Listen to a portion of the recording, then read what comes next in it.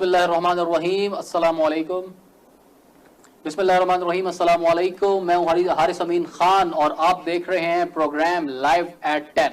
जेएनएन news ने एक नया प्रोग्राम इंट्रोड्यूस कराया जो कि आपको डेली की जो खबरें हैं, डेली की जो टॉप स्टोरीज हैं, उसको हम इस प्रोग्राम में डिस्कस किया करेंगे और एक ऐसे तरीके से डिस्कस करेंगे कि हम उसकी जड़ तक बिल्कुल पहुंचेंगे। और ये इंतहाई जरूरी था कि जब हमने एक खबर की जड़ तक पहुंचना है, उसको खोजना है, तो उसके लिए इंतहाई इंपॉर्टेंट था कि हमारे पास जो तज्जियाकार हो वो इंतहाई एक सीनियर और प्रोफेशनल बंदा होना चाहिए, जिसके लिए हमारे साथ हमें ज्वाइन किया है जनाब अहमद सगीर साहब ने, जिनका मोर देन 2.5 डेकेड्स का जो है एक्सपीरियंस है। उन्होंने अपनी जिंदगी के जो है 26-27 साल जो है सहाफत को दिए हैं, इस मुल्क को दिए हैं और एक बेहतरीन पाकिस्तान के सीनियर जर्नलिस्ट हैं और आज वो हमारे साथ मौजूद हैं। अस्सलाम वालेकुम सर। जी वालेकुम अस्सलाम सर, बहुत शुक्रिया आपने हमें ज्वाइन किया। जिस तरह मैंने ये बात कही स्टार्ट में कि हम लोग टॉप स्टोरीज को जो है इस प्रोग्राम में डिस्कस किया करेंगे, तो आज की जो टॉप स्टोरीज हैं जो कि हम डिस्कस करने जा रहे हैं, उसमें सबसे पहली तो जो स्टोरी है वो है शफकत महमूद साहब की, जिन्होंने प्रेस कॉन्फ्रेंस की और एजुकेशन इंस्टीट्यूट्स के बारे में बताया कि वो कब ओपन होने जा रहे हैं, उनको गवर्नमेंट कब खोलने जा रही है।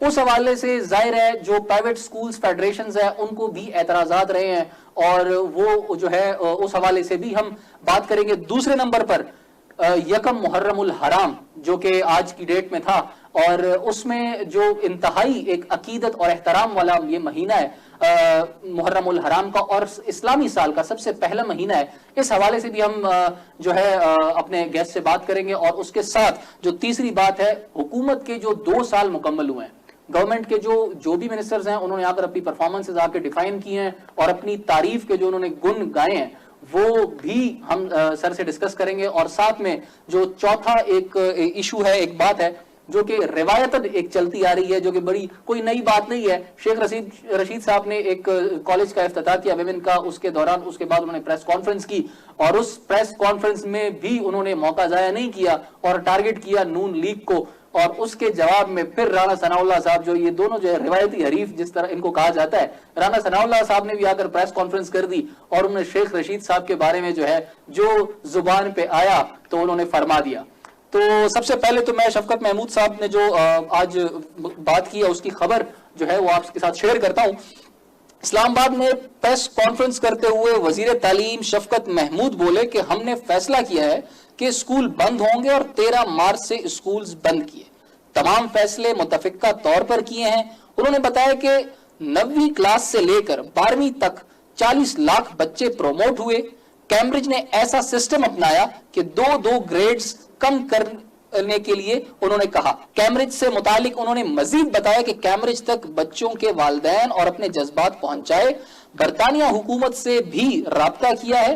कैम्ब्रिज से सारा रिजल्ट रिवाइज कर दिया है। शफकत महमूद ने बताया कि 15 सितंबर 2020 से स्कूल्स खोलने का बड़ा फैसला करने जा रहे हैं। 7 सितंबर को दोबारा बैनुल सूबाई वज़रा कॉन्फ्रेंस की जाएगी जिसमें स्कूल से मुतालिक हतमी फैसला किया जाएगा। सर, हाँ देखें, क्या कहते हैं कि देर आए दुरुस्त आए इनको समझ तो है कि ये स्कूल जो है वो खोलने बहुत ज़रूरी है, लेकिन मेरा एक यहाँ पे मुझे बड़ा अफसोस है। अफसोस हुकूमत पे नहीं, अफसोस उन लोगों पे है कि जो तालीम देते थे। अनफॉर्चुनेटली पाकिस्तान के अंदर तालीम बेची जाती रही है आज तक जो है। लेकिन जो गवर्नमेंट है, जो गवर्नमेंट सेक्टर है, आप ये देखिए कि रेडी वाले जो हैं वो भी आपको सड़कों पे नजर आए, आपको ड्राइवर सड़कों पे नजर आए, आपको ताजर सड़कों पे नजर आए कि जनाब हमें आप जो है इजाजत दी जाए कि हम अपनी दुकानें खोलना चाहते हैं। उन्होंने कहा हमें इजाजत दी जाए कि हम ट्रक चलाना चाहते हैं। उन्होंने कहा हमें इजाजत दी जाए कि हम टैक्सियां चलाना चाहते हैं। उन्होंने कहा हमें इजाजत दी जाए कि हम मांगना चाहते हैं। फकीर भी जो है वो भी आपको सड़कों पे नजर आए। एक अगर सड़कों पे नजर नहीं आया तो एक उस्ताद नजर नहीं आया आपको। मतलब क्या ही अच्छा होता कि अगर टीचर्स भी जो है यूनिवर्सिटीज के, कॉलेजेस के, वो भी सड़कों पे आ जाते हैं कि जनाब हमें पढ़ाने दिया जाए। ठीक है सर, उसकी बड़ी वजह आप क्या समझते हैं कि जो प्राइवेट स्कूल्स फेडरेशन है वो तो चीख कर कह रहे हैं कि हमें स्कूल्स को, देखिए प्राइवेट स्कूल फेडरेशन जो है वो कहां तक पढ़ा रही है। प्राइवेट स्कूल फेडरेशन जो है ये आपकी मैट्रिक तक जाती है, ये ओ लेवल ए लेवल तक जाती है ना। आपका हायर एजुकेशन सिस्टम भी तो पूरा का पूरा रुका हुआ था ना। आप देखिए कि आपकी यूनिवर्सिटीज बंद है, आपके कॉलेजेस बंद है, आपका जो ग्रेजुएशन और पोस्ट ग्रेजुएशन और जो बाकी इदारे हैं वो सारे के सारे जो है वो क्लोज है। तो इसकी बड़ी वजह क्या यही है कि फिर उनको शायद तनख्वाहें मिल रही थी, उस वजह से वो खामोश थे? एग्जैक्टली। देखिए एक खास किस्म की टेंडेंसी है टीचर्स के अंदर, उस्ताद के अंदर। अब बदकिस्मती है, दुनिया के अंदर सबसे ज्यादा तनख्वाहें आलदो उस्तादों को दी जाती है। ठीक है, मान लिया कि हमारे यहाँ उस्तादों की तनख्वाहें कम है, लेकिन क्या यूनिवर्सिटी के उस्तादों की भी तनख्वाहें कम है? ऐसा तो नहीं है। बट बात यह है कि हमें बहैसियत कौम घर में बैठ के खाने की एक आदत पड़ गई है। सो हमारे साथियों को ये लगा कि उन्होंने कहा ये इससे तो अच्छा मौका कोई नहीं है। अब मुझे बताइए कि कितने अरसा साल में जो है यूनिवर्सिटीज खुलती हैं, 3 महीने वैसे बंद रहती हैं, फिर यूनिवर्सिटी के अंदर जब हंगामे होते हैं तो फिर यूनिवर्सिटीज बंद हो गई। ज्यादा दूर नहीं जाते, सिर्फ इस्लामाबाद की यूनिवर्सिटीज को आप देख लें कि साल में जो है कितनी दफा वो यूनिवर्सिटी जो है उनको बंद होना पड़ता है, वो क्लोज हो जाती है। लेकिन अगर वो थोड़े अरसे के लिए खुलती भी है तो उसमें भी कौन से चांद चढ़ा देते हैं ये, तो जो चांद चढ़े हैं वो आपके सामने। तो अल्टीमेटली गवर्नमेंट को इनिशिएटिव लेना पड़ा। उनका यार इन्होंने तो नहीं निकलना, चलो हम ही कह देते हैं कि भाई फलानी तारीख को आगे यूनिवर्सिटियों के ताले खोले और लोगों को पढ़ाना शुरू कर दें बच्चों को। ठीक होगा। सर एक सवाल जो मेरे जहन में आता है कि जो गवर्नमेंट है, क्या वो सिर्फ जो कफालत का उसके ऊपर जिम्मा आयद होता है, गवर्नमेंट को माँ भी कहा जाता है, तो क्या उस माँ का जो जिम्मा है पालने का, तो वो सिर्फ उसके जो मुलाजमीन है उनका है? जो प्राइवेट इदारों में लोग काम करते हैं, क्या उनको घर चलाने के लिए फैसिलिटीज प्रोवाइड करना गवर्नमेंट की जिम्मेदारी नहीं है? देखिए, ऐसा आपने बड़े खास मौजू को आपने छेड़ा है। रियासत माँ का किरदार अदा करती है, गवर्नमेंट माँ का किरदार अदा करती है, समटाइम बाप भी बन जाती है। जब वो डांटती है, मारती है, तो वो उस वक्त बाप होती है। जब पचकारती है, सीने से लगाती है, अपनी आगोश में ले लेती है, छुपा लेती है, तो उस वक्त वो माँ होती है। माँ और बाप मिलके बच्चे की तरबियत करते हैं। सो रियासत तरबियत कर रही है अपने लोगों की। रियासत जो है वो उनको कभी मारती है, कभी डांटती है, कभी प्यार करती है, कभी अपने पास लगाती है। लेकिन आपने फरमाया कि खास लोगों को रियासत पुचकारती है, बाकी लोगों को शायद डांट डपट ही ज्यादा होती है। ऐसा नहीं है। देखिए, मुख्तलिफ कंपनीज हैं, वो रियासत के अंदर रियासत के सर्टेन रूल्स के तहत काम करती हैं। रियासत ने रूल्स दे दिए हैं। रियासत जो है, रियासत का काम है हॉस्पिटल बना देना, रियासत का काम है तालीमी इदारा बना देना, रियासत का काम है किसी भी इदारे के अंदर जो है लोगों को अपॉइंट कर देना। फिर लोगों की भी तो कुछ जिम्मेदारी है ना। एक होता है रवैया। अब देखिए हमारे रवैये क्या है। मैं डॉक्टर हूं, लेकिन मैं किसी भी ऐसी जगह पे जाके काम करने के लिए तैयार ही नहीं हूं कि जो मेरे शहर से दूर है या जो गांव में है। अब देखिए कि गांव में क्यों नहीं जाते डॉक्टर। सर काशिफ मिर्जा साहब, मैंने पर्टिकुलरली ये स्कूल्स के हवाले से बात करना चाहिए थी। काशिफ मिर्जा साहब जो कि प्राइवेट स्कूल फेडरेशन के सदर हैं, उनके मुताबिक सर खुदकुशियां भी हुई हैं असातिज़ा की तरफ से। पीएचडी होल्डर सर ठेले लगाने पर मजबूर हैं। तो क्या ये सवालिया निशान परफॉर्मेंस पर नहीं आता है गवर्नमेंट की? देखिए, गवर्नमेंट का काम जो है वो इतना ही था जो गवर्नमेंट ने किया है। गवर्नमेंट ने एक एसओपीज, कितने अरसे से गवर्नमेंट चीख रही है, इनको कह रही है कि आप अपने एसओपीज बनाएं। आप लेके आए हमारे पास एसओपीज, हम आपको बताते हैं कि जो स्टैंडर्ड ऑपरेटिंग प्रोसीजर्स होंगे उसके तहत आप कैसे यूनिवर्सिटीज खोल सकते हैं, कैसे तालीमी इदारे खोल सकते हैं। उनके मुताबिक तो उन्होंने कई मरतबा, और सोशल मीडिया पर मैंने खुद देखा है कि उन्होंने अपनी वीडियोस पैगाम में, प्रेस कॉन्फ्रेंसेज में ये बात चीख कर कही है कि हमने जो आपको एसओपीज बनाकर दी हैं तो उस पर उसके मुताबिक हमें स्कूल्स खोलने दिए जाएं। इवन के जब स्टार्ट में कोरोना आया था उस वक्त उन्होंने sir more than 200 registered schools उनको ऑफर किए क्वारंटीन सेंटर्स के लिए। हारिस, आप ये देखिए कि आप जिन प्राइवेट स्कूलों की बात कर रहे हैं, एक प्राइवेट स्कूल के एक छोटे से कमरे में ये बने कहां पे हुए हैं? पहले छोटे छोटे घरों के अंदर, उन छोटे छोटे कमरों के अंदर इन्होंने जो है 6-7 लोग बच्चों की जो है इन्होंने क्लास बनाई हुई। ये कैसे उन एसओपीज के ऊपर अमल दरामद कर सकते हैं जो एसओपीज जो है वो हुकूमत दे रही है और जिसको मानने के लिए ये तैयार है? मैं मानता ही नहीं हूं कि ये उसके ऊपर अमल दरामद कर सकेंगे। उसकी वजह यह है कि आपने, हुकूमत कहती है कि आप एक बच्चे से दूसरे बच्चे के दरमियान एक खास डिस्टेंस रखें। क्या डिस्टेंस रख सकेंगे? 60 बच्चों की जो है वो क्लास है, उन 60 बच्चों की क्लास के अंदर आप जो है वो कैसे मुमकिन है कि जो है वो 12 बाय 12 के कमरे के अंदर जो है आप 60 बच्चे 1-1 फुट के या 6-6 फुट के ऊपर आप उठा ले? मुमकिन ही नहीं है। सर उन्होंने सेक्शंस, मतलब जो है, जो फॉर एग्जांपल अगर स्कूल वैसे उसकी टाइमिंग 6 घंटे थी तो उन्होंने 2-2, 3-3 घंटे स्कूल्स खोले हैं। सुबह 8 से जो है आप 10 बजे तक, फिर उसके बाद 11 से जो है 1 बजे तक, इस तरह उन्होंने डिवाइड किया ताकि स्कूल्स क्लोज ना हो। हर बात यह है कि पहले आप ये देखिए कि हम कौन सी सोसाइटी हैं। हम थर्ड वर्ल्ड की एक ऐसी सोसाइटी है जहां पे तालीम पहले ही बहुत फुकदान है उसका, लोग पहले ही थे। अब देखिए कि आपका टोटल जो है, जो हम उस तालीम के ऊपर जो बजट खर्च कर रहे हैं वो कितने % है। हमने MDG साइन किए हुए, मिलेनियम डेवलपमेंट गोल्स यूएन के, हम उसके ऊपर अमल दरामद नहीं कर सके। हमने कहा हुआ था कि हम 7% तक जो है इसका बजट ले जाएंगे, लेकिन जब से प्रोविंशियल इशू हुआ है, ये सब्जेक्ट हुआ है एजुकेशन, इन्होंने 3.5, 3.7, 3.8 से ऊपर जा ही नहीं रहे। सो आप ये देखिए कि प्रोविंसेस की जो है वो प्रायोरिटी नहीं है। दूसरी बात, जिन हम वैसे तो हर बात को उठा के हम अमेरिका की नकल करनी शुरू कर देते हैं, हम उसकी मिसालें देते हैं, यहाँ पे हम यूरोप की मिसालें देते हैं, या हम बाकी डेवलप्ड कंट्रीज की जो है मिसालें देते हैं, वहां पे आज भी स्कूल बंद है। तो आपको हमसे कौन सी जो है वो आफत आई हुई, आपके पेट में कौन से रोग उठ रहे हैं कि आपने स्कूल खोलने ही खोलने, और फिर आपने स्कूल भी खोलने कहां पे हैं, छोटे कमरों के अंदर, वो जो आपने डरबे बनाए हुए वहां पे आपने जाके बच्चों को ताड़ दिया और उनको बंद कर देते हैं, और फिर कहते हैं कि हम जो भाई स्कूल जो है, स्कूल की एक अपनी सैंटिटी होती है। स्कूल जो है, जब तक मैं उसको स्कूल ही नहीं मानता जिसके अंदर प्ले ग्राउंड नहीं है। मुझे बताइए कितने स्कूलों के अंदर प्ले ग्राउंड है? तो बगैर प्ले ग्राउंड के, बगैर उसके स्कूल रजिस्टर्ड करते हैं इन स्कूल्स को, तो वो सरकारी इदारे हैं, उनको उनकी ये तो गलती उनकी है ना, उनको नहीं चाहिए इनको रजिस्ट्रेशन या जो है सर्टिफिकेट। वो बात आपकी बजाय है, जब ये जाते हैं तो सर्टेन पैरामीटर्स हैं, वो उनको बताते हैं कि आपकी एक क्लास के अंदर कितने बच्चे होने चाहिए जी। ये नहीं रूल्स को फॉलो करते हैं, ये नहीं, इतने अरसे से फीसें ले रहे हैं। गवर्नमेंट के साथ भी मॉनिटरिंग सेल्स इस तरह के नहीं है जो मॉनिटर करें। गवर्नमेंट के अंदर भी कोई दूध के धुले हुए तो बैठे हुए नहीं है, वहां पे भी जो है वो स्पेशली जो है इस तरह के डिपार्टमेंट्स, आप डायरेक्टरेट जो ऑफ एजुकेशन उठा के देखें, वहां पे जो थोड़े से पैसे लेके वो स्कूल की जो बंद करने के लिए जाते हैं, वो वहां पे चाय पी के, खाना खा के और एक लिफाफा लेके जेब में डाल के वो घर आ जाते हैं और लिख के दे देते हैं कि स्कूल जो है बहुत अच्छी परफॉर्मेंस दे रहा है। ठीक है, अच्छा आप जरा पेरेंट्स से जाके पूछे तो वो सर पकड़ के बैठे होते हैं कि स्कूल कितनी दफा, साल में 6 दफा तो ये उनसे एक्स्ट्रा पैसे मांगते हैं, कभी ये एनुअल फंड मांग रहे होते हैं, कभी ये उनसे बाकी चीजें मांग रहे होते हैं, और देते क्या है रिटर्न में? रिटर्न में देते क्या है? सिर्फ हौसला, और अब तो हौसला भी नहीं देते। यकीन करें यार, इतनी पैथेटिक सूरत हाल है। मैं बताऊं, इनको पूछने वाला कोई नहीं है यार, और इनको अगर जो पूछे कोई तो ये उसकी जान को आ जाते हैं। बात यह है कि इस सोसाइटी के अंदर आपको बहुत कुछ करना पड़ेगा। हुकूमत अपना काम कर रही है, हुकूमत यही कर सकती है। मैंने आपको जैसे पहले अर्ज कर रहा था, हुकूमत का काम है स्कूलों को इजाजत दे देना, हुकूमत का काम है स्कूल बना देना। 100 में 100 आप जरा सरकारी स्कूल उठा के देख लें, टीचर वहां पे भी नहीं जाते पढ़ाने के लिए। आप किसी गांव के अंदर स्कूल बना लें, वहां पे भी नहीं जाएगा उस्ताद पढ़ाने के लिए। तो फिर क्या हुकूमत को आप पकड़ के कहना शुरू कर दें, या फेडरल मिनिस्टर को कहेंगे आप रिजाइन करके घर चले जाएं, क्योंकि आपका उस्ताद नहीं पढ़ा रहा? और फिर उस्ताद की भी तो जिम्मेदारी है ना। या आप जो है आपका हॉस्पिटल के अंदर आपका जो है वो डॉक्टर काम नहीं कर रहा, तो आप उठा के हेल्थ मिनिस्टर को कह देते हैं कि जी आप रिजाइन कर दें। और भाई हेल्थ मिनिस्टर का इसमें क्या मसला है? काम करने वाला तो डॉक्टर है, डॉक्टर काम नहीं करना चाहता। डॉक्टर उस जाके जो बेसिक हेल्थ यूनिट है उसके अंदर काम करने के लिए तैयार नहीं है, इसलिए कि उसको घर से दूर पड़ता है। वो चाहता है कि चौपड़ी मिले और वो भी 2-2 मिले।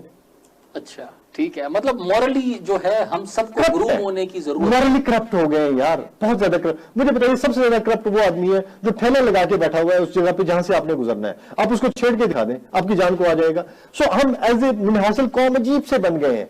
हमारे एक जो वतीरा है ना वो बहुत खराब हो गया है, और हम हर चीज में जो है ना वो बस सौ तनकीद के, और हमें कुछ आता ही नहीं है।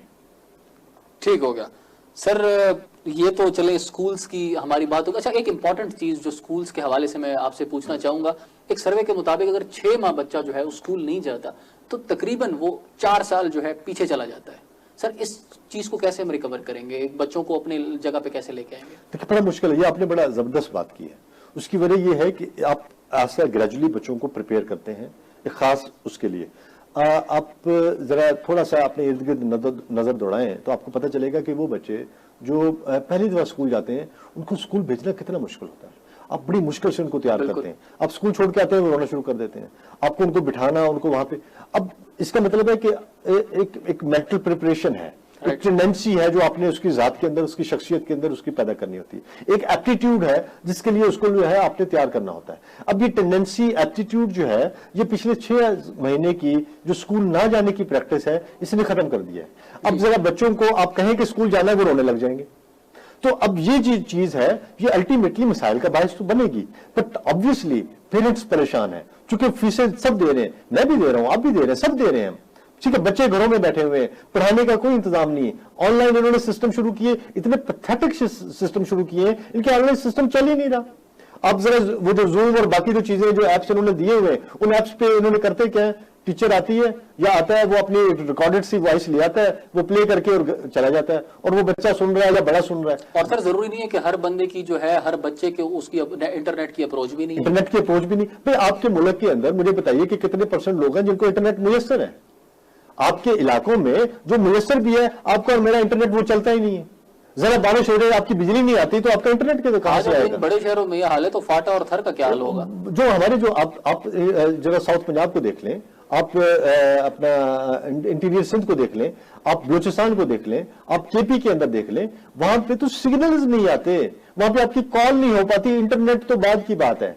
लेकिन मुसीबत ये है कि ये सारा जो है ना, ये एक माफिया है। इमरान खान कहता है ठीक है कि ये बहुत बड़ा माफिया है। आप जरा टेलीकॉम इंडस्ट्री में देख लें, बैठे हुए जितने लोग हैं, ये एक बहुत बड़ा माफिया है। इनसे नीचे आ जाएं, जो ये कार्ड और वो नीचे बेचने वाले, बनाने वाले, वो उससे बड़ा माफिया। जो जिन्होंने फ्रेंचाइजी ली हुई इनकी, वो उनसे भी बड़ा माफिया है। अच्छा, जो नीचे जो है उससे आ जाए, इन्होंने अपनी बैंकिंग सिस्टम भी अपना शुरू कर दिया हुआ है। ये भी एक हर तरफ से ये प्रॉफिटेबिलिटी चाहते हैं, हर तरफ से मुनाफा चाहते हैं, और मुनाफे के इवज दे क्या रहे हैं हमें? सिर्फ लारे और सिर्फ तसल्लियां और सिर्फ हौसले। ठीक, और मैं समझता हूं कि शायद ये एजुकेशन वाला जो माफिया जिसका आपने जिक्र किया, ये वाहिद माफिया है जिसके सामने खान साहब जो है डट कर खड़े रहे हैं। आप एग्री करते हैं इसके साथ? नहीं, देखिए, खान जो है वो हर चीज के आगे डट के खड़ा रहा है, इसमें कोई शक नहीं है। खान ने न सिर्फ एजुकेशन के आगे डटा है, वो आपके बाकी जो छोटे बड़े माफियाज हैं, सर पेट्रोल माफिया ने तो अपनी बात मनवा ली ना। देखिए, पेट्रोल माफिया आप क्या करते हैं? अगर ना माने तो क्या करें इमरान खान? क्या मुल्क का पहिया जाम कर दे? तो वही तो गाड़ी जो है वो सड़क पर माफिया के सामने उनको करना पड़ा, फेवर में नहीं हुआ। देखिए, दूसरी बात ये है कि आप जरा इंटरनेशनली देखें कि उसकी पेट्रोल की, फ्यूल की प्राइसेस कहां पे जा रही हैं, डॉलर कहां पे जा रहा है। आपकी इकोनॉमी ऑलरेडी बैठी हुई है। इस कोरोना ने न सिर्फ पाकिस्तान बल्कि पूरी दुनिया की इकोनॉमी को उड़ा के रख दिया है। अब ऐसी उड़ी हुई इकोनॉमी के अंदर अगर एक बंदा जो है कुछ ना कुछ डिलीवर कर रहा है, तो ऑब्वियसली इसके अलावा क्या करे वो बताए ना। और वो अपनी जान देने से तो रहा बेचारा। सुबह से लेकर रात तक जो है वो बैठ के मीटिंग्स लेता है, सुबह से लेकर रात तक जो है वो बैठ के जो है वो उनकी जली कटी सुनता है। मुझे बताइए, एक बंदा वो एक मजे की जिंदगी गुजार सकता था यार, उसको क्या जरूरत पड़ी है कि इन ख्वारियां जो है वो उठाने की? वो किसके लिए उठा रहा है? आपकी और मेरे लिए। अब बात यह है कि मीडिया अब उसको अगर तनकीद करेगा, उसको क्रिटिसाइज करेगा, सिर्फ उसके ऊपर जो है वो उसको उसी तरह से जो है उसने रगड़ा लगाना है जिस तरह से जो है वो, चूंकि उसको उनको पता है कि हम लगाएंगे तो हम बिकेंगे। अब यहाँ पे रेटिंग का एक चक्कर है और बाकी जो मामला है उसके वो अलग से है, तो वो उसको वो बोलते रहे, उनका काम यही है। लेकिन मेरा ख्याल है कि खान का काम है काम करना, और वो कर रहा है और वो करता रहेगा। ठीक है। सर का कहना है कि खान साहब जो है काम कर रहे हैं और काफी सेटिस्फाइड सर नजर आ रहे हैं उनकी परफॉर्मेंसेस से के, और जहां तक एजुकेशन का जो ख्याल ताल्लुक है इंस्टीट्यूट्स का, तो उसमें भी ये फेवर दे रहे हैं कि जो गवर्नमेंट इंस्टीट्यूट्स हैं उनका फैसला इनको जो है प्राइवेट एसोसिएशंस को भी जो है उसको करना चाहिए, फॉलो करना चाहिए। एक इंतहाई अहम दिन, एक इंतहाई अहम महीना, एक नया साल, इस्लाम जिंदा होता है हर करबला के बाद। सर, इस्लामी तरीके से देखा जाए, इस्लामी एक हर मुसलमान के लिए इस महीने की, इस आज के दिन की अहमियत इंतहाई एक बड़ा इसका रुतबा है। उस हवाले से सर क्या कहते हैं आप? बिल्कुल, आपने बड़ा खूबसूरत शेर कहा कि कत्ले हुसैन असल में मरगे यजीद है, इस्लाम जिंदा होता है हर करबला के बाद। करबला जो है ये बुनियादी तौर पे एक वाकया तो है ही, लेकिन इसमें सबक भी है। अब सबक क्या है? सबक है कुर्बानी का, सबक है ईसार का, सबक है कि आपने किस तरह से डट जाना है। जालिम और जाबर हुक्मरान के आगे कलमा हक कहने से बड़ा जहाद कोई नहीं है आरस। बेशक, कि जब आप डट जाते हैं, आप कहते हैं कि जाए तो जान जाए पर ईमान ना जाए। लेकिन बात यह है कि हम कितना डटते हैं। क्या हम आज वो जो इस्लाम की जो बेसिक्स हैं, जो एसेंस है इस्लाम की, जो रूह है, क्या हम उस रूह पे पूरा उतर रहे हैं? तो जवाब है नहीं। अहमद सगीर साहब, अगर आपकी इस बात को मैं कंपेयर करूं अपने पिछले सवाल से, तो डट जाना तो वो हम सब पर लाए करता है। गवर्नमेंट जिस तरह आपने बताया कि खान ये कर सकता था, वो कर सकता, लेकिन डटा हुआ है। इसी तरह अगर हम पे जो चीजें इंप्लीमेंट होती है बीइंग मुस्लिम या तो हमें भी डटना चाहिए इन मुश्किलात के सामने, इन माफियाज के सामने। बिल्कुल डटना चाहिए, लेकिन हम नहीं डटते। हमारी नाली टूटती है, हमने कभी नहीं, हमने तो जरूरत भी नहीं महसूस करते ना कि हम जरा पता करें कि वो जो है वो किसने नाली बनाई थी, किसने ये सड़क बनाई थी, किसने ये रोड बनाई थी, किसने ये पाइपलाइन बिछाई थी, कौन है जो ठेकेदार था जिसकी वजह से जो है ये जिसने नाकारा नाकस काम किया और जिसकी वजह से जो है आज हमें भुगतना पड़ रहा है। हम तो करते ही नहीं है, हम तो कभी एक फोन करके भी ये गवारा नहीं करते। वो प्राइम मिनिस्टर ने, आपको पता है, वो बकायदा एक वो ऐप लॉन्च किया हुआ है कि आप उसके ऊपर कंप्लेंट्स करें। कितने % लोग हैं जो कंप्लेंट करते हैं कि जनाब ये हो गया है। अच्छा, वो रिस्पॉन्ड भी करते हैं, यस, मैंने देखा है, और ये बड़ा जबरदस्त सिस्टम है उनका। ठीक है, हम लोग ये तक भी गवारा नहीं करते कि यार एक उठा के कंप्लेंट ही कर दे वहां पे। और हमने क्या डरना है, मुझे बताएं। हम तो अंदर से जो है, हम वो लोग हैं, हम वो कौम है जो रोजों में चीजें महंगी कर देती। हम वो कौम है कि जो है जो सस्ती इतनी चीजें जो जरा सी वो होती है, हम उसको जो है वो ब्लैक करना शुरू कर देते हैं। जरा चीनी की कीमत ऊपर नीचे हुई नहीं, हमने चीनी उठा के जो है वो ब्लैक करना शुरू कर दी। हम वो कौम है कि जो जरा सा मसला होता है, ये जब हुआ है, इन्होंने जब ये जो पाबंदियां लगाई हैं, जब इन्होंने कहा कि हम लॉकडाउन कर रहे हैं, तो आप देखें कि लोग जो है जिसने जिसको जरूरत थी एक मन आटे की, वो 6 मन आटा उठा के घर लेके चला गया। उसको लगा कि पता नहीं अब इसके बाद शायद मुझे आटा मिलना ही नहीं। तो जिस बंदे को नहीं मिला उसका किसी ने सोचा? हम कौम जो है, हम है तो बहुत अच्छे, हम एक अजीम मुल्क के अंदर रहने वाले लोग हैं, ठीक है, बट ये है कि हमारे अंदर एक अजीब सी चीज पैदा हो गई है, एक अजीब सी बेहिस्सी सी आ गई है हमारे अंदर, हम लोगों की जी। और फिर ये कि हमारा ट्रस्ट खत्म हो गया। हमारा जो भरोसा था ना, हम सिर्फ कहते हैं कि हाँ हमें अल्लाह पे भरोसा है, हम कहते हैं कि हाँ हमें जो है ना इन चीजों पे भरोसा है, हम कहते हैं कि हाँ नहीं यार तो अक्ल होनी चाहिए, हम कहते हैं कि नहीं नहीं नहीं नहीं अल्लाह जो है वो सबको देता है, लेकिन मानते नहीं है। बहैसियत मुसलमान समझे हमारा ईमान कमजोर, हमारा ईमान कमजोर है। भाई देखे ना, हम मानने वाले किसके हैं? उस नबी के जिसके नवासों ने जो है जान दे दी, अपने 8 महीने के बच्चे से लेके और 18 साल के शहजादे तक सबकी गर्दनें कटवा दी उन्होंने, खून बहा दिया, उनको जमीन लाल कर दी, रेत लाल कर दी, दजला का पानी, फरात का पानी उन्होंने लाल कर दिया, लेकिन झुके नहीं। कह देते अगर कि ठीक है हम तेरी हुक्मरानी को मानते हैं, तो क्या होता? दुनिया की हर जो है जो राहत है जो उनकी वो कदमों में डाल देता है ना। मतलब मैं और आप और दुनिया का हर मुसलमान इस तरह फख्र से अपना सीना चौड़ा करके, हम कहते हैं कि हुसैन हमारे हैं, बेशक हम यही कहते हैं ना कि हुसैन हमारे हैं। क्यों कहते हैं? क्योंकि हुसैन डट गए थे। और मानने वाले तो हुसैन के ऊपर डटते नहीं है हम यार।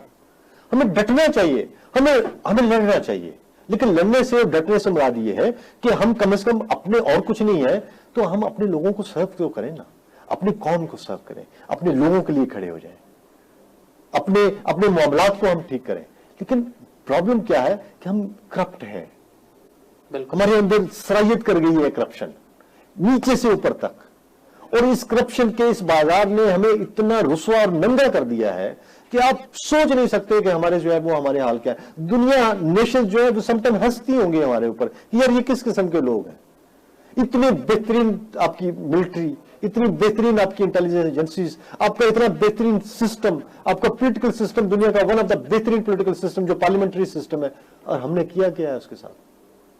हमने पार्लियामेंट में लाके ऐसे नालायक बिठा दिए, ऐसे गधे बिठा देते हैं हम लाके, सिर्फ इसलिए कि वो हमें पैसे देता है, हम उसको वोट दे देते हैं।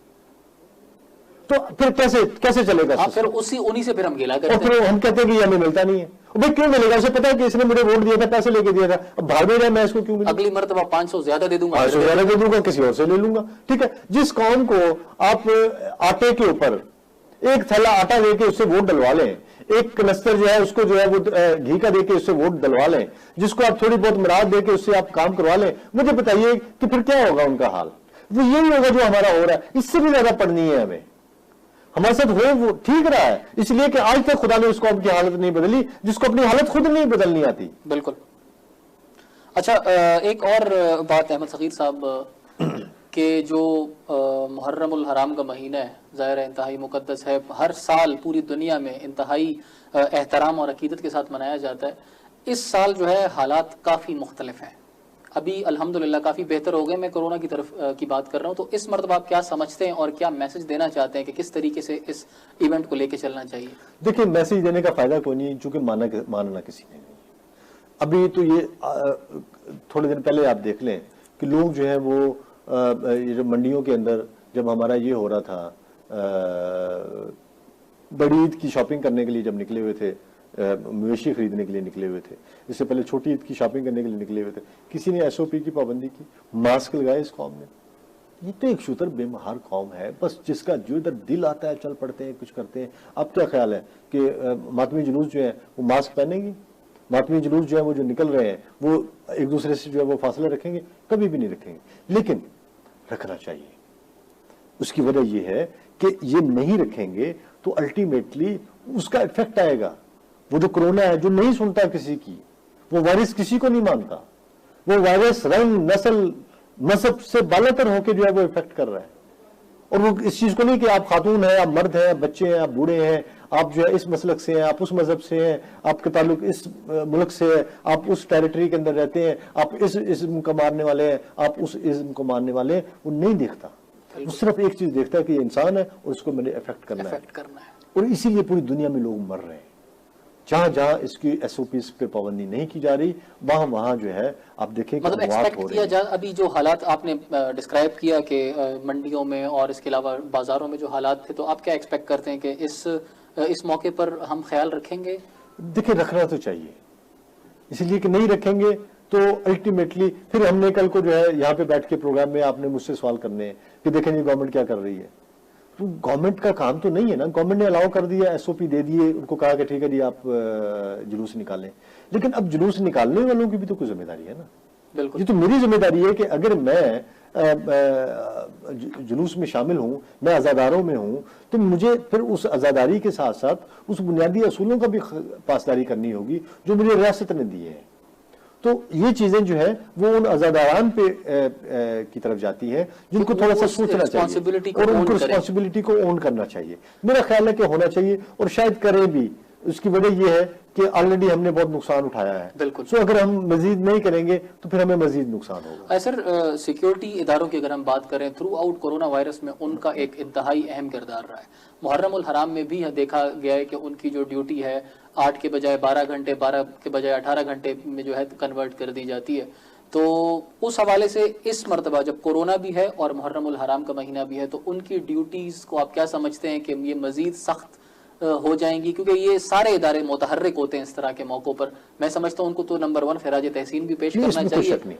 इसमें कोई शक नहीं है। आप ये देखिए कि जब पूरा पाकिस्तान लॉकडाउन में था, पूरा पाकिस्तान सहमा हुआ था, डरा हुआ था, पूरा पाकिस्तान जो है वो बिलक रहा था और घरों के अंदर जो है वो अजीब सी उनकी हालत थी, उस वक्त भी आपके लॉ इन्फोर्समेंट एजेंसीज जो है, उस वक्त भी आपकी पुलिसिंग जो है, उस वक्त भी आपकी बाकी इदारे जो है, फौज जो है, रेंजर्स जो है, ये सड़कों पे मौजूद थे। इन बेचारों ने अपनी जानें हथेली। क्या उनको कोरोना, वो लोहे के बने हुए, उनको नहीं कोरोना इफेक्ट कर सकता था? तो उनका भी किया नहीं है और उनको किया भी उन्होंने। उनको बेचारे जो है उनके काफी इसमें से शहीद हुए। ठीक है।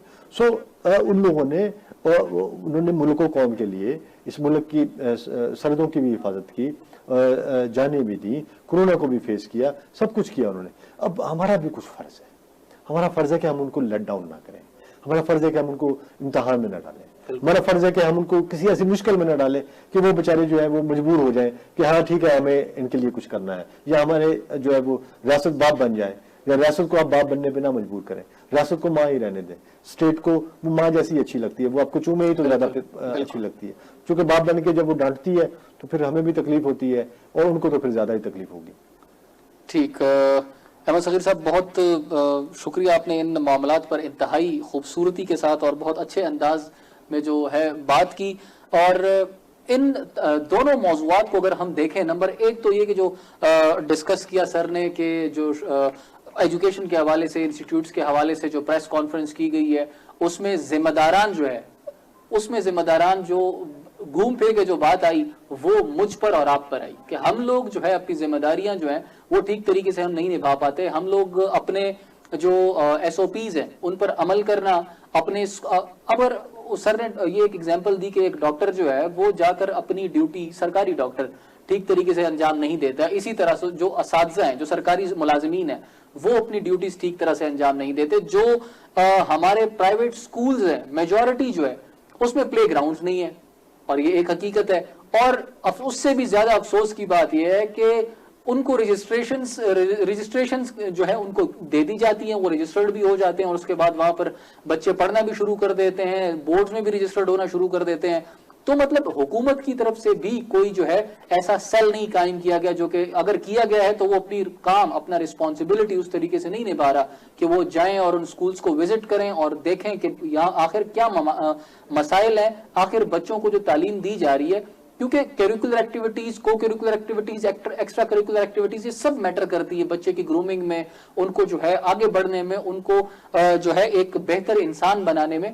तो नंबर वन ये कि हम क्या अगर कोई प्राइवेट स्कूल्स के जो ओनर्स हैं वो गवर्नमेंट को जो है, गवर्नमेंट सेक्टर्स को इस चीज का इल्जाम ठहराते हैं।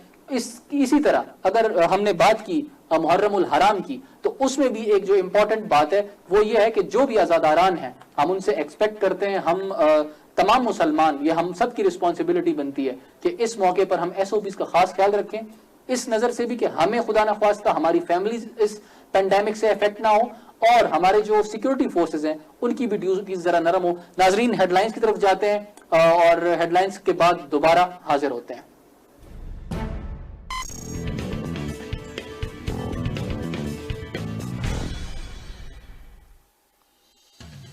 वज़ीर-ए-आज़म इमरान खान की ज़ेर सदारत वज़ारत साइंस एंड टेक्नोलॉजी के मंसूबों के हवाले से अहम इजलास हुआ। वज़ीर-ए-आज़म ने कहा कि मुल्क की नौजवान नस्ल में बेइंतहा सलाहियत मौजूद है। मुल्क की तरक्की साइंस एंड टेक्नोलॉजी के फरोग से वाबस्ता है।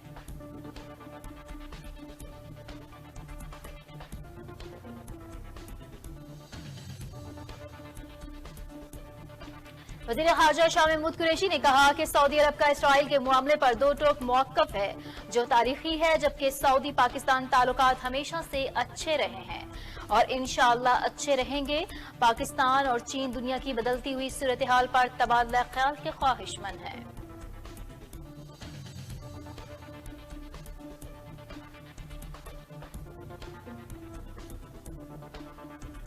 वफाकी वज़ीर तालीम शफकत महमूद ने प्रेस कॉन्फ्रेंस करते हुए कहा कि कोरोना वायरस की वबा की वजह से मुश्किल वक्त से गुजरे हैं।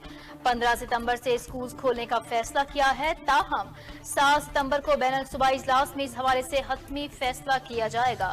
कैम्ब्रिज यूनिवर्सिटी ने ऐसा सिस्टम अपनाया कि तलबा और तालिबात के 2-2 ग्रेड्स कम कर दिए गए। वफाकी वज़ीर science and technology Fawad Chaudhry का चेयरमैन सेनेट कायमा कमेटी बराए science and technology senator Mushtaq Ahmed को खत में कहा गया कि कमेटी के इजलास में की जाने वाली गुफ्तगू सियासी और हुकूमत पर बेजा तनकीद पर मरकूज होती है, जो गैर पार्लिमानी रिवायत है।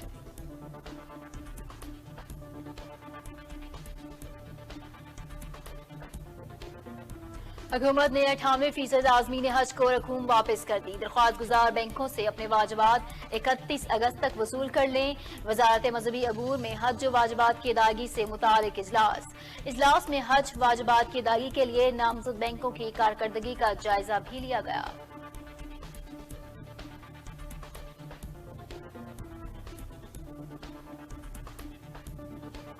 वफाकी वज़ीर रेलवे शेख रशीद अहमद ने कहा कि वज़ीर आज़म इमरान खान मुश्किल में पड़ने पर कोई भी बड़ा फैसला कर सकते हैं, लेकिन नैबज़दा लोगों को NRO कभी नहीं देंगे। मौलाना फजलुर रहमान अपोजिशन से हुकूमत मुखालिफ जिद्दोजहद में दरमियान में तनहा छोड़कर न जाने का तहरीरी मुआहिदा मांग रहे हैं।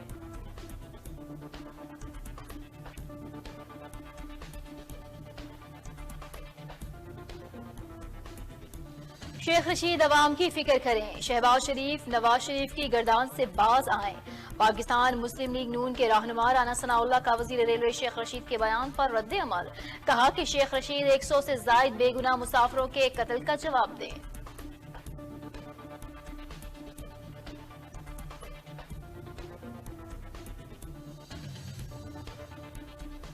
तहरीक इंसाफ कराची के सदर और रुकन सिंध असम्बली खुर्रम शेर जमान ने कहा कि पीपल्स पार्टी के एहतजाज NRO मांगने के बहाने हैं। अवाम ने एहतजाज में शिरकत न करके पीपल्स पार्टी की लासानी सोच को रद्द कर दिया।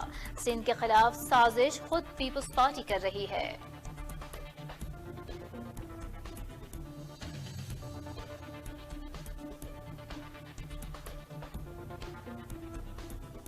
वफाकी पुलिस ने मुहर्रम अल हराम की सिक्योरिटी और अमन अमान को यकीनी बनाने के लिए शहर में फ्लैग मार्च किया। फ्लैग मार्च स्पोर्ट्स कॉम्प्लेक्स से शुरू होकर रूरल और इंडस्ट्रियल एरिया जोन के इलाकों से गुजरता हुआ वापस स्पोर्ट्स कॉम्प्लेक्स पर इख्तिताम पसीर हुआ।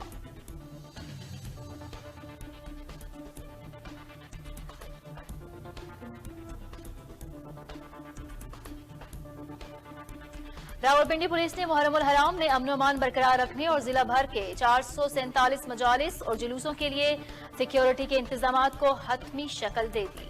7 और 10 मुहर्रमुल हराम को रावलपिंडी में मोबाइल फोन्स बंद करने की सिफारिश। 4 शेड्यूल में शामिल 37 उलमा इकराम पर पाबंदी आयद कर दी।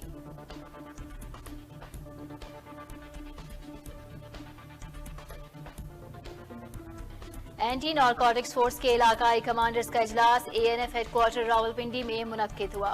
इजलास में तालीमी इदारों में मुनश्शियात फ्राहम करने वाले अनासिर के खिलाफ सख्त कार्रवाई का भी फैसला किया गया।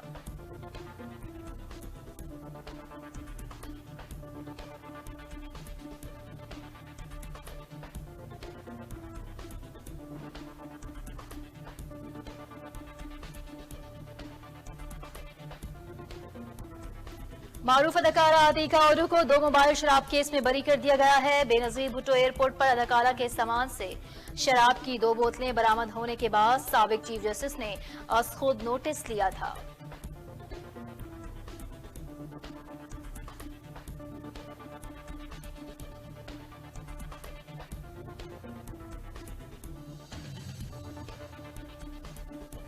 पाकिस्तान और अफगानिस्तान के बाहमी इत्तेफाक से चमन सरहद पर बाब दोस्ती को दोतरफा पैदल आबदोरफ्त के लिए खोल दिया गया है।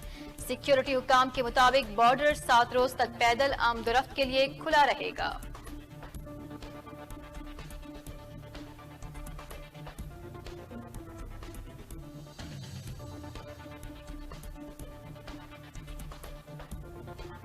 और तुर्क सदर तैयब उर्दवान ने आया सूफिया के बाद तारीखी हैसियत के हामिल कारिया गिरजाघर म्यूजियम को दोबारा से मस्जिद बनाने का ऐलान कर दिया। 1000 साला तारीखी इमारत कारिया गिरजाघर इस्तांबुल में गोल्डन हॉर्न के मगरबी किनारे पर वाक़ है।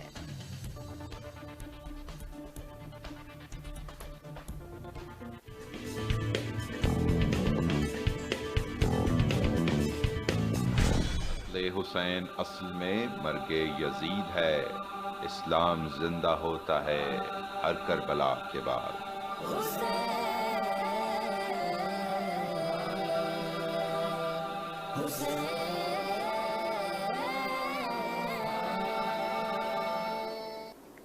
जी नाज़रीन, एक मरतबा फिर खुशामदीद। गवर्नमेंट ऑफ पाकिस्तान ने पाकिस्तान तहरीक इंसाफ ने जो है अपने 2 साल मुकम्मल कर लिए हैं और एक चीज जो कि देखने में आई है कि 3 दिन लगातार जो है जो भी हुकूमत के ओहदेदारान हैं उन्होंने आकर प्रेस कॉन्फ्रेंसेस की हैं और एक एक करके अपनी परफॉर्मेंसेस बताते गए हैं। तो इससे भी कई सवाल ऐसे जनरेट होते हैं, स्पेशली जो पहले दिन इनकी परफॉर्मेंस की जो रिपोर्ट थी, जो वजीर आजम साहब के सामने इन्होंने जो है कमेटी मीटिंग बुलाई गई थी, वहां पर उस मीटिंग से पहले सारे वज़रा जो है वो प्रेस के सामने आ गए, कैमरास के सामने आए और उन्होंने अपनी धड़ धड़ से जो है अपनी सारी परफॉर्मेंसेस बताना शुरू कर दी। तो एक ये सवालिया निशान वहां से ये पैदा होता है कि क्या इनको ये जरूरत थी, क्योंकि हम कहते हैं कि हमने सुना है कि actions speaks louder than the words. तो मेरा ख्याल है एक्शंस में सर कुछ कमजोरी थी? नहीं, एक्शन में कोई कमजोरी नहीं थी। इसकी वजह यह है कि देखें, अपने 2 तरह से वो जो आए हैं, ये जो मिनिस्टर्स हैं, ये जो वज़रा हैं, ये सबसे पहले जवाबदेह किसको हैं? सबसे पहले जवाबदेह उन लोगों को है जिनके वोट से आए हैं। तो उन्होंने पहले उन्हीं को मुखातिब होना है कि भाई हमने ये परफॉर्मेंस कर दी है, अब हम ये सब कुछ जो है जो भी हमने परफॉर्मेंस दी है ये अब हम अपने प्राइम मिनिस्टर के सामने लेके जा रहे हैं। सो ये तरीकाकार भी यही था कि उन्होंने आके पहले अपनी आवाम को बताया, अपनी पब्लिक को बताया, अपनी कॉन्स्टिट्यूंसी में रहने वाले लोगों को बताया, अपने वोटर्स को बताया और उनसे मुखातिब हुए और उनको उन्होंने, और फिर उसके बाद मीडिया को बताया, आपको और मुझे बताया। भाई हम अगर ये जाके अंदर बैठ के बता के आ जाते, हमने कहा देखो जी हमें क्या पता किस चीज की परफॉर्मेंस। सर अगर परफॉर्मेंस होती हमें दिख जाती है, ना भी बोलते हमें नजर आती। नहीं तो परफॉर्मेंस मुझे बताया क्या दिखाएं। आपको पता है कि आपके साथ वाले मुल्क का जरा आप उठा के देखें कि उनका इस वक्त ग्रोथ कहाँ पे जा रही है, जीडीपी कहाँ पे जा रहा है, उनके यहाँ इन्फ्लेशन कहाँ पे पहुंच गई है, उनके यहाँ जो है वो मामला कहाँ पे पहुंच गए। उसके मुकाबले में आपके मुल्क में तो फिर भी जो है ना, अल्हम्दुलिल्लाह कोरोना से आपकी जो है वो मौत हुई इसलिए कि इनकी बड़ी बेहतरीन इन्होंने मामला स्ट्रेटेजी इनकी बहुत अच्छी नजर आ रही थी। ठीक है, आपको नजर आई है ना? ठीक है। अब कोरोना के अलावा आपका जो आप सिर्फ ये देखिए कि जो अनएम्प्लॉयमेंट जनरेट हुई है पूरी दुनिया में, उसकी परसेंटेज निकाल के देखें, पाकिस्तान में कितने % लोगों को जो है नौकरियों से निकाला है? बहुत कम। बहुत कम, बल्कि उल्टा एम्प्लॉयमेंट जनरेट हुई है यहाँ पे। सर प्राइवेट सेक्टर्स तो फारिग हो गए। कहाँ फारिग हुआ है मुझे बताइए। प्राइवेट सेक्टर की जब हम बात करते हैं तो प्राइवेट सेक्टर, हम एक प्राइवेट सेक्टर में बैठे हुए ना, इस इदारे में देख लें कि कितने लोगों को जो है, मैं नहीं समझता कि प्राइवेट सेक्टर, ये देखिए वो perceptions are more stronger than realities. हमारे यहाँ हम परसेप्शन पे चल रहे हैं, और परसेप्शन ये है कि पता नहीं मार गए, मार दिया, ये हो गया, वो हो गया, रुड़ गए, तबाह हो गए, बर्बाद हो गए, ऐसा कुछ भी नहीं है। ऑन ग्राउंड रियलिटी ये है कि एम्प्लॉयमेंट, उन्होंने बड़ा अच्छा फैसला किया था कि उन्होंने जो है वो इंडस्ट्री खोल दी। कौन सी वाली इंडस्ट्री? ये आपकी जो है कंस्ट्रक्शन इंडस्ट्री। जब कंस्ट्रक्शन इंडस्ट्री को ओपन किया है तो उसके साथ जुड़ी हुई बहुत सारी सरिया कहाँ बनता है और कहाँ यूज होता है? कंस्ट्रक्शन में। रेत आएगी तो कहाँ यूज होगी? कंस्ट्रक्शन में। ईंटें बनेगी कहाँ? भट्ठों में। और आएगी कहाँ पे? कंस्ट्रक्शन में।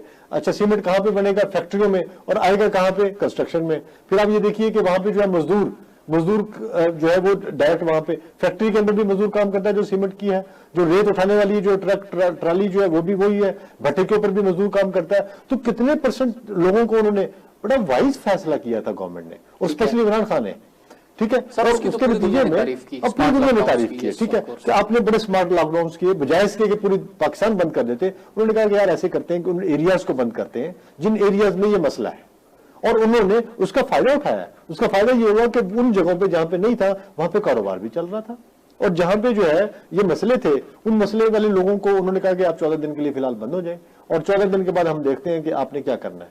तो अल्टीमेटली आपके मुल्क का जो सिस्टम है वो चल रहा था, वरना यकीन करें दुनिया में मारोमारी शुरू हो गई थी, गलबे शुरू हो गए थे, लूटने शुरू कर दिया था। उन्होंने बैंक्स की ATM मशीनें जो है वो उखाड़ ली थी वहां से। पाकिस्तान में अल्हम्दुलिल्लाह ऐसा नहीं हुआ। पाकिस्तान आज बड़ा पुरअमन है। पाकिस्तान में आज जो है वो लोग जो है वो बाहर निकले हुए हैं, मजे से एक दूसरे की तरफ देखते हैं, बात करते हैं, गले मिलते हैं। हमने तो खैर गले मिलने इस वक्त भी नहीं छोड़ा लोगों ने, जब जो है यहाँ पे कोरोना फिर रहा था, तो अब वो उन्होंने कहाँ छोड़ना है।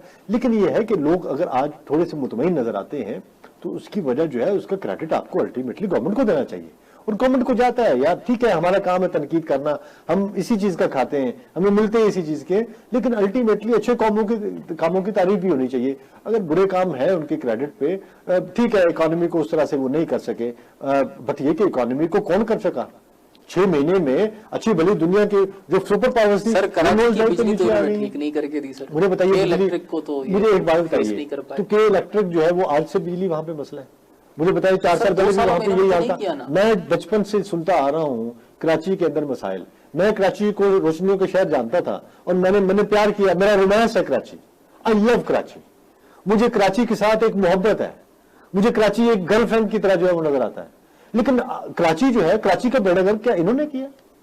कराची का बेड़ागर्क उन लोगों ने किया है जो वहां से काला धन उठाते थे, जिन्होंने बत्ता लिए वहां से, जिन्होंने वहां पे लाशें गिराई हैं, जहां पे लोगों की जो है वो जेबें काटी हैं, जिन्होंने स्ट्रीट क्राइम को वहां पे प्रमोट किया, उन लोगों ने कराची के साथ जो है वो खिलवाड़ किया। लेकिन सर एक बात और कि कराची के जो अवाम है उन लोगों को, स्पेशली स्टील मिल्स के जो गुलशन अदीत वाला एरिया है, वहां के लोगों को खान साहब से बहुत बड़ा गिला है कि खान साहब जो है और असद उमर साहब ये लोग आए थे कराची, और इलेक्शन से पहले वहां पर जाकर इन्होंने इनसे प्रॉमिस किया कि हम जब गवर्नमेंट में आएंगे हम स्टील मिल्स की जो एम्प्लॉइज हैं उनके साथ खड़े हैं, और ये सवाल भी नहीं पैदा होता कि स्टील मिल जो है वो प्राइवेट की जाए, हम इसको चला के दिखाएंगे।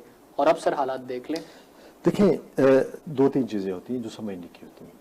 एक तो ये कि पूरी दुनिया में जो सिख यूनिट होते हैं, सिख यूनिट्स को रिवाइव करना बड़ा कोई आसान काम नहीं है, और उस सूरत में तो और भी मुश्किल हो जाता है कि जब आप चल ही एक फॉरेन एड पे रहे हो। यानी आज आप ये देखिए कि इन्होंने कितनी कोशिश की कि हम जो है IMF के पास ना जाए। खान साहब को कहना पड़ा कि यार मैं मजबूर हूँ, मेरे पास कोई और ऑप्शन नहीं। कितना अरसा इन्होंने लिंगर ऑन किया, कितना अरसा इन्होंने डिले किया। इवन उमर असद साहब जो है वो, असद उमर जो है वो साइड पे हो गए। रीजन बीइंग कि उनके एक अपने वो थे। बात यह है कि अल्टीमेटली इमरान खान को वही काम करना पड़ा जो वो नहीं कर रहा था। वजह क्या थी? हम क्रिटिसाइज करते हैं, मीडिया क्रिटिसाइज करता है, हम शायद दिल में भी कहते हैं कि यार ये क्या किया खान ने, लेकिन खान के पास और क्या ऑप्शन थी? सर क्या करता? सर तो क्या खान पहले जो मुल्क को देख रहे थे तो उनकी ऑब्जर्वेशंस उस वक्त वीक थी जो उनको बताया गया था? जब वो फिर आए उन्होंने कहा यार ये जो मैं समझ रहा था कि खड्डा 1.5 फुट का है तो ये तो 18 फुट का खड्डा है। देखिए मैं भी ऐसा कर रहा हूँ ना, परसेप्शन उनके यहाँ। देखें जब आप जब तक आप किसी घर के अंदर घुसते नहीं है ना, आपको घर के मकीनों का अंदाजा नहीं होता, आपको उनकी मुश्किलात का भी नहीं पता होता। आपको ये भी नहीं पता होता कि ये खुशहाल कितने हैं, आपको ये भी नहीं पता होता कि इनमें से भूखे कितने रात को सोते हैं, आपको ये भी नहीं पता होता कि इनकी में से किस किस की जेब में कितने पैसे हैं। जब आप किसी घर में घुसते हैं फिर आपको पता चलता है कि इस घर के हालात क्या हैं। तो बात यह है कि वो जब इक़्तिदार के ऐवानों में आए तब उनको पता कि इक़्तिदार के ऐवानों के अंदर जो है वो साजिशें क्या हैं, तब उनको पता चला कि इक़्तिदार के ऐवानों के अंदर जो कुर्सियां रखी हुई हैं वो कोई आसान नहीं है, उसके ऊपर बैठेंगे तो आप जो है जलेंगे। लेकिन सर इक़्तिदार के ऐवानों में जो लोग इस वक्त अपोजिशन की कुर्सियों पर बैठे हैं तो उनका तो ये कहना है कि जितनी खतरनाक और जितना जो है प्रेशर बिल्ड करने वाली अपोजिशन इमरान खान साहब की रही है उतनी तो कोई भी नहीं रही। तो क्या इमरान खान साहब यही एक्सपेक्टेशंस लेकर आते कि यार अगर मैं अपनी कुर्सी पर बैठूंगा तो ये लोग भी मुझे स्टेबल होने नहीं देंगे? तो उनके जहन में तो ये चीज ऑलरेडी होनी चाहिए थी। अपोजिशन तो अपोजिशन का काम ही अपोजिशन करना। तो सर उसके मुताबिक उनको वादे करने चाहिए थे। देखिए ये बात नहीं होती, जब आप अपोजिशन में होते हैं तो आपका काम क्रिटिसाइज करना होता है, आपका काम ही अपोजिशन करना है, आपका काम ही जो है वो उनकी खामियों को जो है वो उजागर करना है और उनकी खामियों के ऊपर उंगलियां उठाना है, यही आपका काम है ना। इसी चीज का आप उन बेंचों पे उन पे बैठे होते हैं जो बेंच जो है वो हुकूमती बेंचों के अपोजिट होते हैं, तो उसकी रिक्वायरमेंट और है। जब आप हुकूमती बेंचों पे आते हैं तो फिर उसकी रिक्वायरमेंट डिफरेंट होती है। अब बात यह है कि ठीक है मामलात हो गए, आपकी इकॉनमी जो है वो उस तरह से उतनी स्टेबल नहीं है जितनी स्टेबल होनी चाहिए थी, लेकिन क्या दुनिया की बाकी ममालिक की भी इकॉनमी उतनी स्टेबल है इस कोविड के बाद? ठीक है, दुनिया की सारी इकॉनमीज को हम बेहतरी की तरफ जा रहे थे। हमारे जो इंडिकेटर्स थे, जो इकोनॉमिक इंडिकेटर्स थे, ये कुछ हमें अच्छी चीजें दिखाने लग गए थे। अब ये देखिए कि कितना प्रेशर था जब इन्होंने जो है वो जब कहा कि जी आप टैक्स दें, जब दुकानदारों को ताजरों को इन्होंने कहा कि जी आपने टैक्स देना, और अंदर से एक नया माफिया उठाया। अच्छा, वो जिस चीज को हाथ डालते हैं उसमें से एक माफिया निकल के सामने खड़ा हो जाता है सामान के और वो उनको डसने बैठ जाता है। सो ऐसी सूरत हाल में हुकूमत में जब आप आते हैं तो फिर आपकी हुकूमत जो है वो ये कांटों की सेज है, ये कोई फूलों का बिस्तर नहीं है कि जिसके ऊपर आपने जो है अगर मैं स्टील मिल्स की बात करूं तो एटलीस्ट अगर इस तरह का बड़ा फैसला, और जो कि कभी भी उनको मंजूर नहीं था, जो स्टील मिल्स में काम करने वाले लोग हैं वो मोर देन 9,000 जो है वो फैमिलीज हैं, तो एटलीस्ट एक मरतबा खान साहब उनको एतमाद में तो लेते, उनके पास जाते, उनसे बात करते, असद उमर साहब चले जाते कि भाई ये हालात हैं और हम आपको दूसरी शक्ल में हेल्प आउट करेंगे, आप लोग बेरोजगार नहीं होंगे। क्या सिर्फ पाकिस्तान में एक स्टील मिल है? जरा पीआईए आपको नजर नहीं आता? सर बड़ा असास है स्टील में, और वहां पर वादा करके बाकी सरकारी इदारे नजर नहीं आते कि जहाँ पे इतने ही लोग बैठे हुए हैं और उनका बुरा हाल। आप जरा रेडियो पाकिस्तान देखें, 1 रुपया नहीं कमा रहा, और हालत क्या है उसकी। आप बाकी सरकारी इदारों के अंदर देख लें, प्रेस काउंसिल ऑफ पाकिस्तान बनाई हुई है, क्या कमा रही है मुझे बताएं? अर्निंग, जीरो अर्निंग है उनकी। अब बाकी इस तरह के जो फेडरल गवर्नमेंट के इदारे हैं, जरा आप उनको हालत देख लें, आप उनकी बुरी हालत है उनकी। बात यह है कि अब क्या किया जाए, तो 6 यूनिट्स जो है, अगर आप 6 यूनिट्स को नहीं बेचेंगे, ये कुछ 63-64 के करीब आपके 6 यूनिट्स हैं। बिल्कुल। अब ये जो इतने सारे जो 6 यूनिट्स पड़े हुए हैं, जो स्वयं आपके पैसे खाने के और कुछ नहीं कर रहे, अगर आप इनको नहीं सेल करेंगे तो फिर ये आपके बहुत, आप होता पता क्या है, आप कर्जा लेते हैं IMF से और वो सारा इनकी तनख्वाह में निकल जाता है। आप कर्जा लेते हैं IMF से और वो इनकी जो इनको पेंशन देते हैं उसमें निकल जाता है। आप कर्जा लेते हैं IMF से और वो निकल जाता है इनके जो है वो बाकी मामला पूरा करने में। सो देखिए, अल्टीमेटली मैं कोई ये नहीं, मैं मजदूर दुश्मन नहीं हूं, मैं खुद भी एक मजदूर आदमी, हम सब मजदूर लोग हैं, लेकिन हम ये कहते हैं कि 6 यूनिट्स, चूंकि आपके और मेरे टैक्स के पैसे से ये लोग चलते हैं। कितनी स्टील मिल ने अब तक जो है वो काम किया है, कितनी चीजें बनाई हैं, जब से जो है ये 2015 से जो है वो तो मुसलसल नीचे जा रही है। बिल्कुल ठीक है। उस वक्त आपको याद होगा मुशर्रफ दौर में भी जो है इसको बेचने की कोशिश की थी, जब ये चीफ जस्टिस ने उस वक्त के 100 मूठा लेके जो है इसको बेचने से रोक दिया था। तो ये मुख्तलिफ औकात में कोशिशें होती आई हैं और इसीलिए कोशिशें होती आई हैं कि ये काम नहीं करते, परफॉर्मेंस नहीं। सरकार में बैठे हुए लोग, मैं आपको बताऊं, कोई काम नहीं करता, वो पैसे लेते हैं काम ना करने के। आप और मैं है तो हम सुबह का आकर रात तक काम करते हैं ना, हम समझते हैं कि हमने काम करना है, हमें इस चीज के मिलेंगे। वहां पे वो सारे, ये इस सारे अरसे में कोविड का जब तक चलता रहा मामला, लॉकडाउन, कहाँ थे ये लोग? घरों में बैठे हुए थे, तनख्वाहें ले रहे थे, पेंशनें ले रहे थे, मजे कर रहे थे। कोई जो रिटायर्ड हो रहा था वो जो है अपने जीबी फंड के पीछे पड़ा हुआ है, कोई अपने सीपी फंड के पीछे पड़ा हुआ है, कोई अपने बाकी फंड्स के पीछे पड़ा हुआ है। ये फंड कहां से आता है? ये जो यहाँ पर मैं टैक्स देते हैं, ये उसका पैसा जो इन तक पहुंचता है, या हमारे नाम पे जो कर्जा लिया जाता है वो इनकी तनख्वाहों में चला जाता है। और ये हमें डिलीवर क्या कर रहे हैं? मुझे बताइए, किसी सरकारी दफ्तर में आप चले जाए, काम हो, आपका काम हो जाएगा? वो कहेंगे पैसे दे, फाइल को तो ये लगेंगे। तो मतलब तो ये इस किस्म के लोग हैं। देखो देखो ये लोग इंतहाई मॉरली जो है, मैं वो नहीं कहता, बहुत सारी उसमें नहीं जाना चाहता, लेकिन मैं आपको बताऊं ये कोई दूध के धुले हुए लोग नहीं है जिनकी हम बात कर रहे हैं। बात ये है कि इनको अगर इतना एहसास होता तो ये कहते हैं कि ये 6 मिनट हम चला के दिखाते हैं, हम इसको प्रॉफिट में लेके दिखाते हैं और आप हमें ना बेचें, नहीं करेंगे।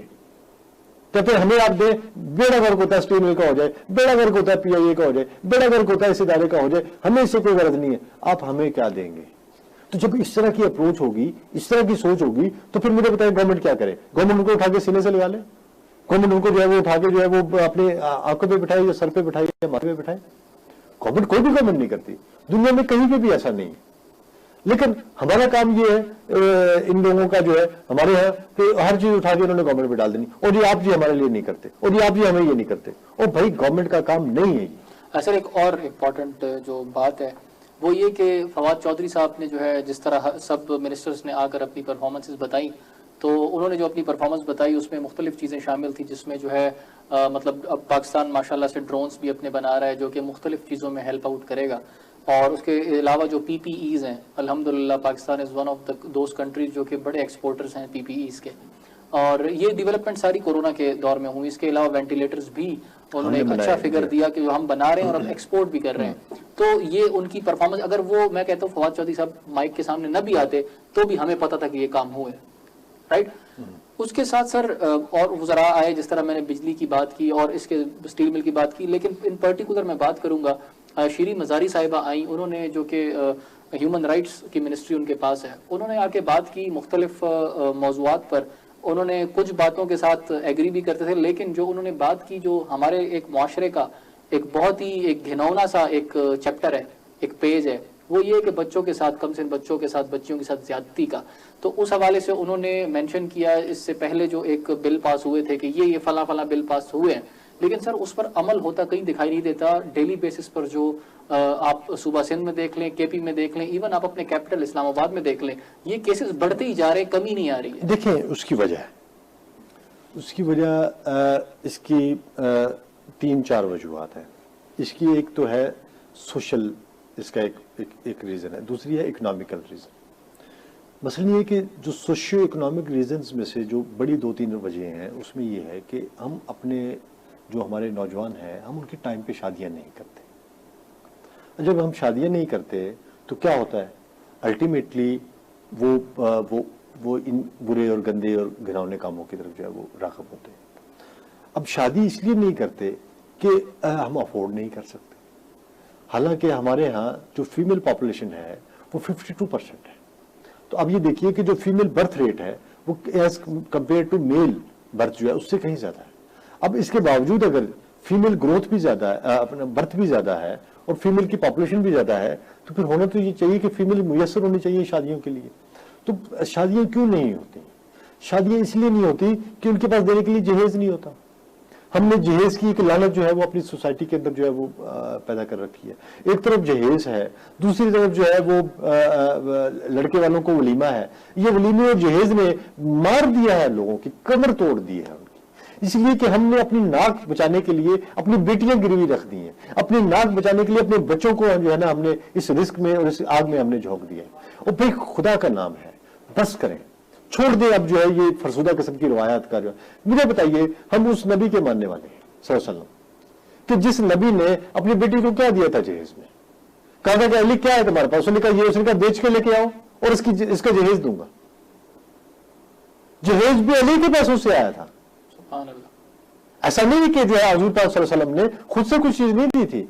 तो हम मानने वाले उसके हैं और करते हैं जी। तो सोसाइटी की जो है वो हिंदुओं के अंदर है ना जहेज की, बेटी पैदा होती है तो वो कहते हैं क्या देंगे। अब जरा अरब वर्ल्ड के अंदर देखें, अरब वर्ल्ड के अंदर क्या होता है। अरब वर्ल्ड में बाकायदा जो बेटी है वो जहां शादी होती है वो एक सर्टेन अमाउंट है जो पे करता है, 2 लाख रियाल से लेके अनवर्ड, तब तक शादी नहीं होती। हमारे यहाँ क्या होता है, बेटी वाला देता है सब कुछ। मतलब अल्टीमेटली जो है मुआशरा इस बुराई, हम खुद इसके जिम्मेदार हैं। देखिए, आपने रूट कॉजेज में जाना होता है। कोई भी बुराई, कोई भी मसला, उसकी वजूहात तलाश करनी होती है। हमारे यहाँ वजूहात जो है वो तलाश नहीं की जाती। हम क्या करते हैं, हम सिम्टम्स को जो है एड्रेस करते रहते हैं। देखिए, मुझे बुखार है ना, बुखार किसी वजह इन्फेक्शन होगा तो बुखार होगा, मेरे फेफड़ों में इन्फेक्शन है मुझे बुखार है, मेरी चेस्ट में इन्फेक्शन है मुझे बुखार है, मुझे जो है वो किडनी का मसला है मुझे बुखार है। बुखार सिम्टम है। मैं अगर पैराडाल खाता रहूं और उस सिम्टम का, उस किडनी का इलाज ना कराऊं तो मेरा बुखार नहीं उतरेगा। लिहाजा मुझे उस सिम्टम की तरफ जाना है, उस बीमारी की रूट कॉज पे जाना है और उसका इलाज करना है, तब मैं ठीक हूंगा। तो अगर गवर्नमेंट की तरफ से इस तरह की कोई अहकामात जारी होते हैं, कोई इस तरह का रूल बनता है, कोई इस तरह का बिल पास होता है, तो उसको इम्प्लीमेंट कराना आप क्या समझते हैं, कितना आसान या मुश्किल के चैलेंजिंग होगा? गवर्नमेंट ने रूल बनाया कि आपने पब्लिक प्लेस पे सिगरेट नहीं पीनी। कितनी मान रहे हैं मेरी बात? हर जगह पे आप जरा जाए सिगरेट लगा के बैठे होंगे। उसने कहा कि आपने पब्लिक ऑफिस के अंदर सिगरेट नहीं पीना। अब सरकारी दफ्तरों में चले जाए, सरकारी अफसर सिगरेट धुएं उड़ा रहे हैं, कश लगा रहे हैं। कहां मान रहे हैं? तो कानून मौजूद है ना, तो क्या उसकी पासदारी हो रही है? वो भाई नहीं होती।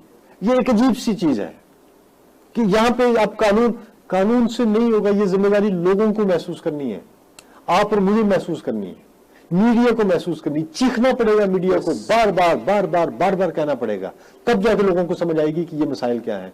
इसलिए कि हम बाज नहीं आते, हम नुमाइश गली, यहां इन्होंने शादी हाल बंद की है, लोगों ने गलियों में शादियां करनी शुरू कर दी। उधर टेंट लगाएंगे, उधर जनाब लोगों को इकट्ठा कर लेंगे और फिर वहां पे जनाब वो देगें भी खड़क रही हैं, वहां पे चावल भी बट रहे हैं, वहां पे जो है वो गोश्त भी बन रहा है, वहां पे 6-8 डिशेज भी आप बना रहे हैं। आपने नहीं रुकना। और हम ऐसी कौम है, हम नहीं रुकते, इसलिए कि हमारी नाक कटती है, इसलिए कि हमारी नजरें झुकती हैं, इसलिए कि शरीका है, इसलिए कि बरादरी है, इसलिए कि लोग बातें करते हैं।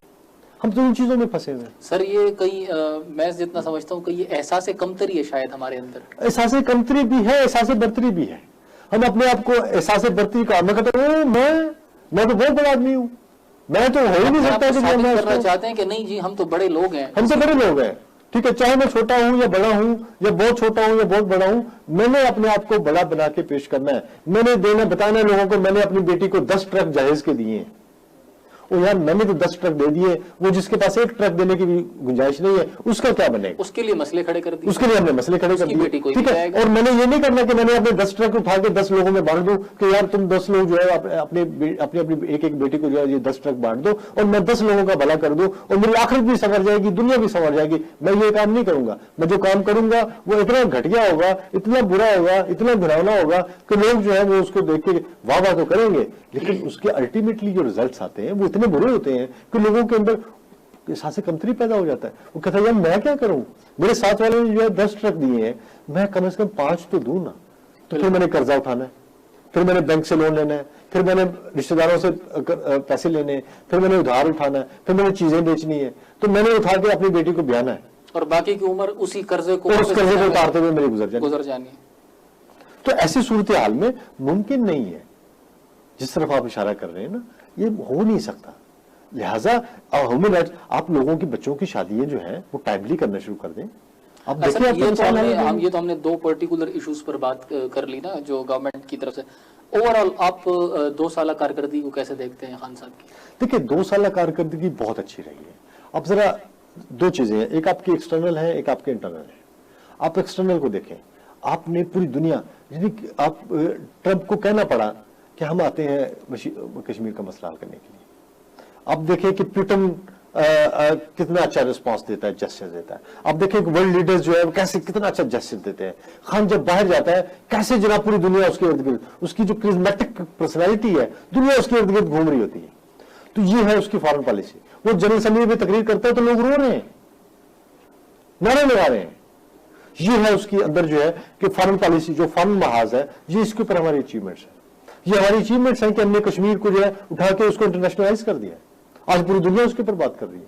आज जो है वो मलेशिया का अब देखिए महातिर जो है वो उससे उतर के भी, प्राइम मिनिस्टरशिप से उतर के भी फिर भी उसके ऊपर बात करता है। तुर्की उसके ऊपर बात करता है, यूरोप उसके ऊपर बात करता है, अमेरिका उसके ऊपर बात करता है। और आज देखिए कि इंडिया कहां है, इंडिया इज नोवेयर, आइसोलेशन में है। और हम जो है, हम जिसे हमारे बारे में कहा जाता था कि हम पता नहीं आइसोलेशन में चले जाएंगे, हम आज दुनिया में दंगनाते फिरते हैं। दुनिया में सलाम करती है और दुनिया कहती है yes they are the people.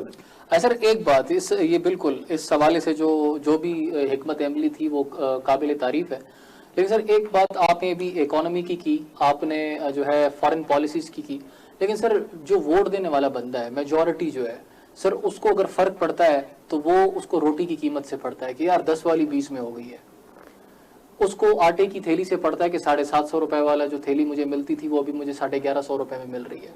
Sir उसको फॉरेन पॉलिसी से तो डायरेक्टली उसका कोई लेना देना नहीं है, तो उनके लिए तो ये 2 साल बहुत ही जहमत के मैं समझता हूँ कि साबित हुआ। देखिए बात यह है कि एक ट्रिकल डाउन इफेक्ट होता है, इकोनॉमी का ट्रिकल डाउन इफेक्ट जो होता है वो ग्रेजुअली नीचे आता है।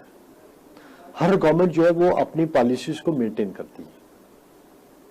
उन्होंने 5 साल की अपनी प्लानिंग की है, उनको पता है कि 2 साल में मामला यहां तक जाएंगे, फिर ये स्टेबल होंगे, तो आपका ग्राफ जो है वो यूं जा रहा है ऊपर, एक जगह पर रुक जाएगा, फिर वहां पे हिलेगा नहीं, फिर आस्ता आस्ता आप उसको खींच के वापस लेके आएंगे। तो चीजें टाइम लगती है, ये नहीं कि हथेली पे सरसों जमा दी है और उसके जो है हम भी इफेक्ट हो रहे हैं ना, आप और मैं, क्या हम इफेक्ट नहीं हो रहे? कि यहाँ पे हमारे कैमरामैन या हमारे प्रोड्यूसर जो है ये इफेक्ट नहीं हो रहे? हर बंदा इफेक्ट हो रहा है।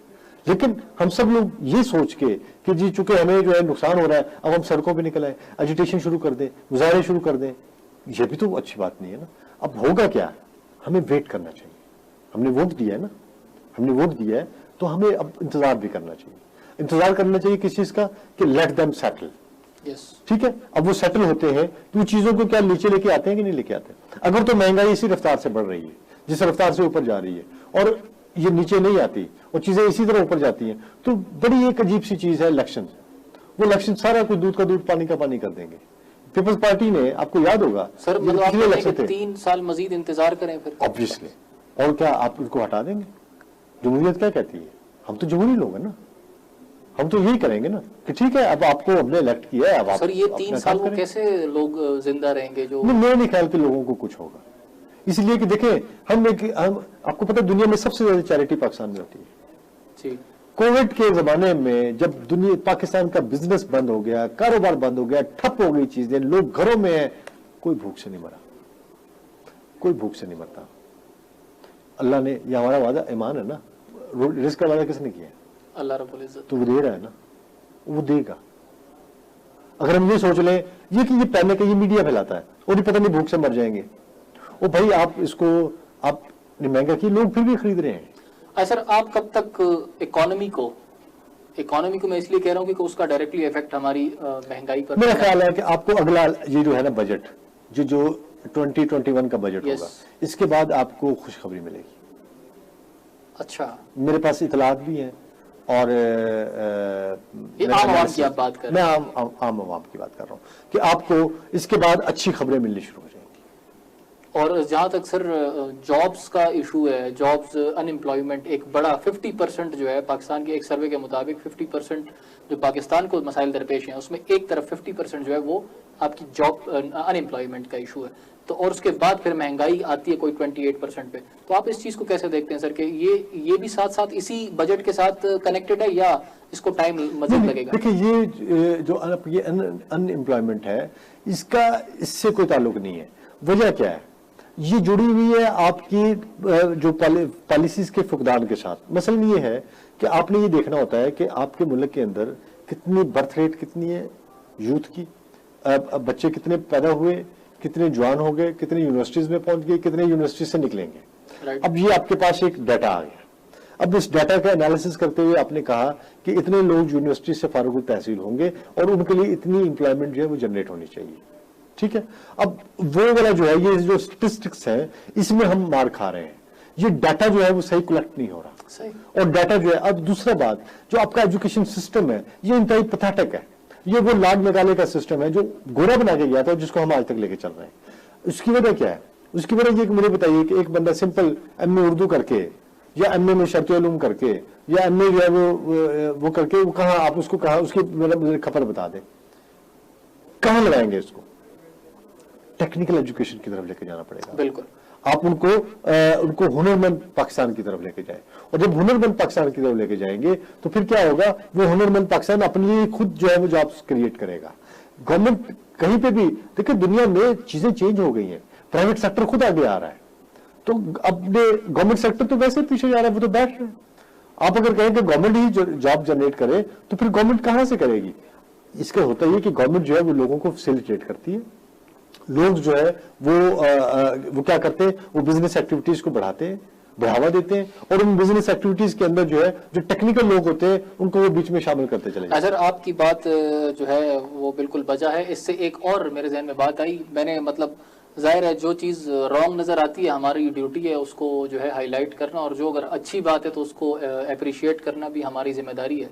तो एक मैं समझता हूँ कि जो कामयाब जवान स्कीम गवर्नमेंट ने इंट्रोड्यूस कराई है, जिसकी मुख्तलिफ कैटेगरीज हैं, 1 लाख रुपए कर्जे से शुरू होती है, 1 से 5, फिर 5 से जो है वो 50 लाख तक, अभी इंक्रीज करके 50 लाख से 1 करोड़ और 1 करोड़ से 2.5 करोड़ तक की वो जो है लोन्स दे रहे हैं यंगस्टर्स को।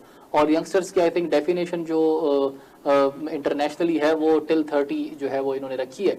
तो उसमें यकीनन जो भी मुस्तफीद लोग हो रहे हैं, 27,000 प्लस हो चुके हैं और कुछ की अब मंजूरी भी आ गई है मजीद की।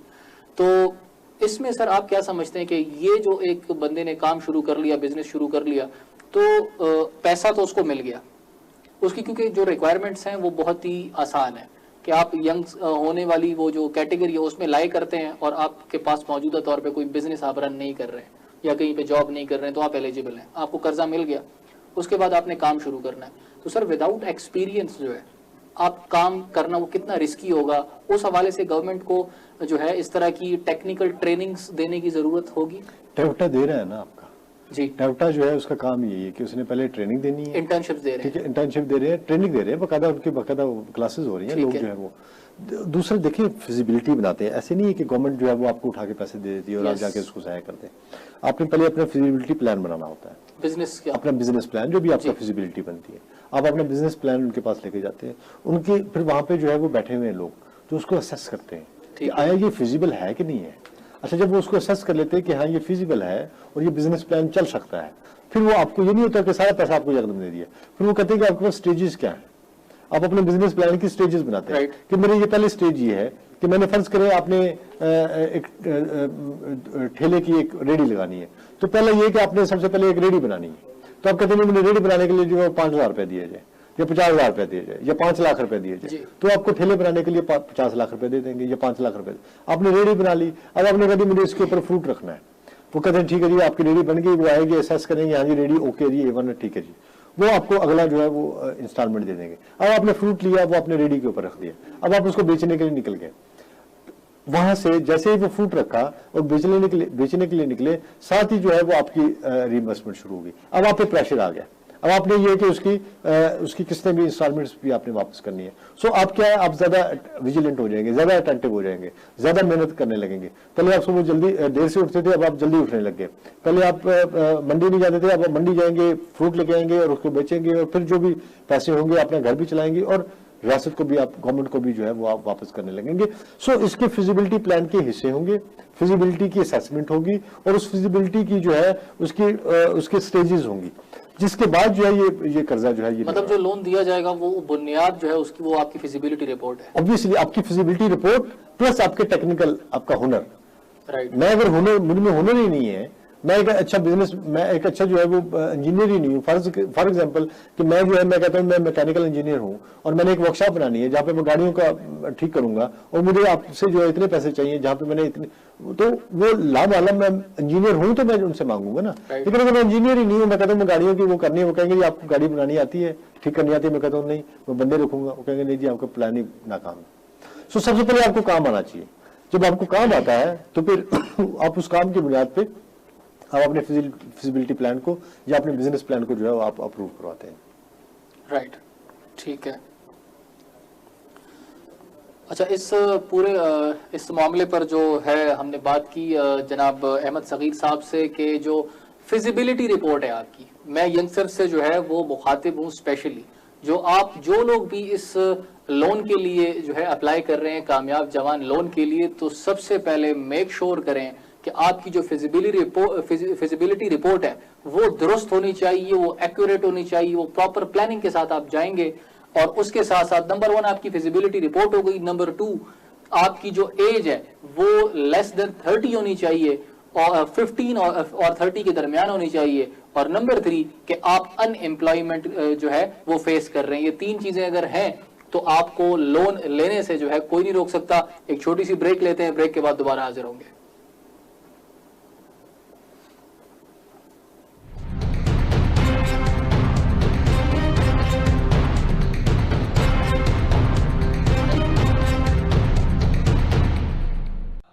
हुसैन असल में मर्गे यजीद है, इस्लाम जिंदा होता है हर करबला के बाद।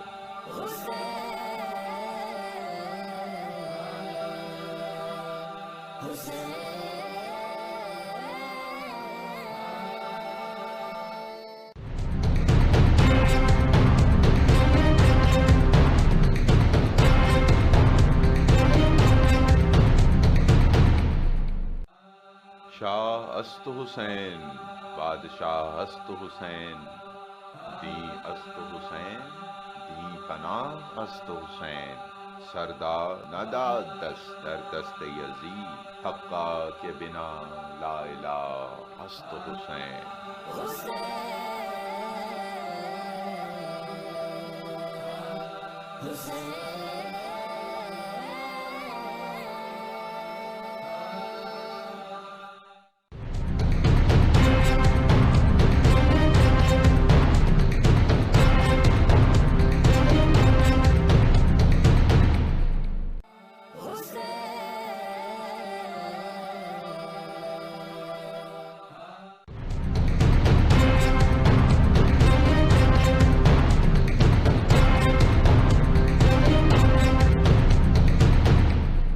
कत्ले हुसैन असल में मर्गे यजीद है, इस्लाम जिंदा होता है हर करबला के बाद।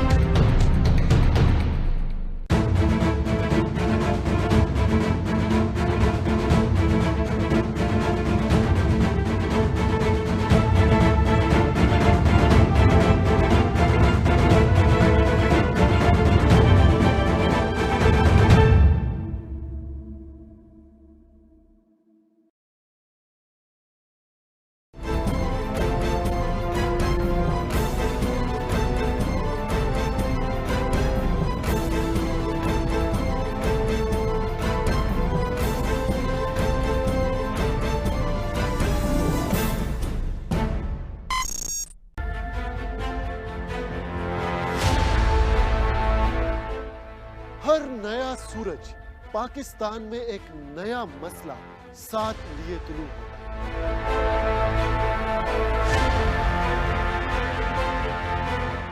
और दिन इन्हीं मसाइल के हल के नजर हो जाता है।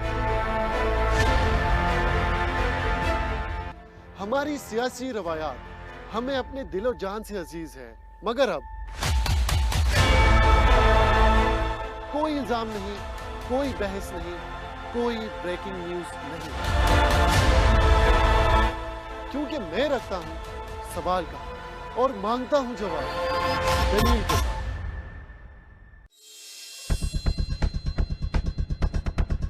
Viewers of Pakistan and the rest of the world, Rish Shams are bringing you a fantabulous and most dynamic program around the globe, which is full of legends, celebrities, politicians, current affairs, entertainment, sports, and much more. So stay tuned on your favorite TV channel, CNN.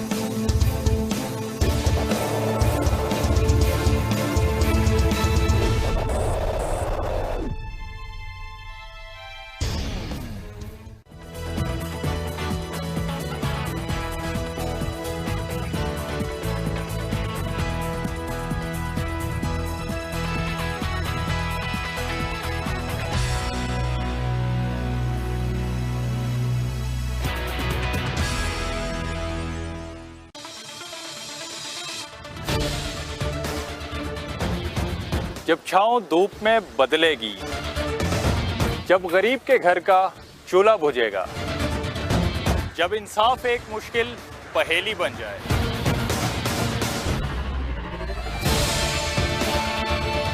जब तालीम और रोजगार आम आदमी के लिए नायाब हो जाएगा, तब मेरे मुल्क के हर एक कोने से एक ही आवाज आएगी, ये तो होगा।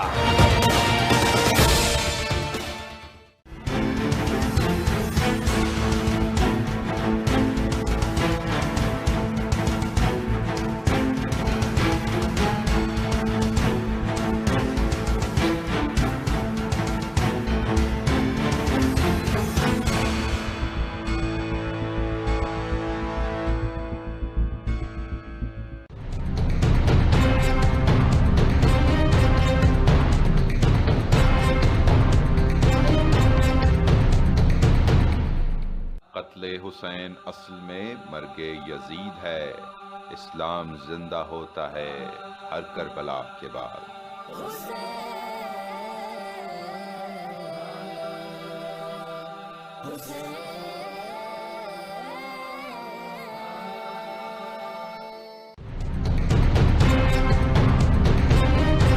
इस्लाम जिंदा होता है हर करबला के बाद।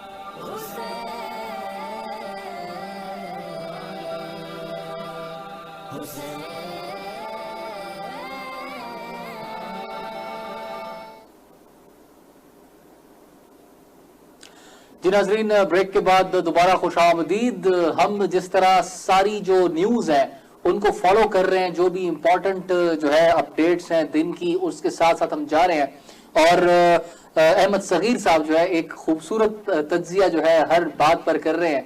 और एक इम्पॉर्टेंट बात जिस तरह मैंने प्रोग्राम के शुरू में कही कि जो दो सियासी जो हरीफ हैं जनाब शेख रशीद साहब और राना सनाउल्लाह साहब, ये हमेशा जो है ये जो लड़ाई है इनका, इसका मैदान हमेशा गर्म करके रखते हैं एक दूसरे पर, जो है ना अल्फाज की गोलाबारी इनकी हमेशा जारी रहती है।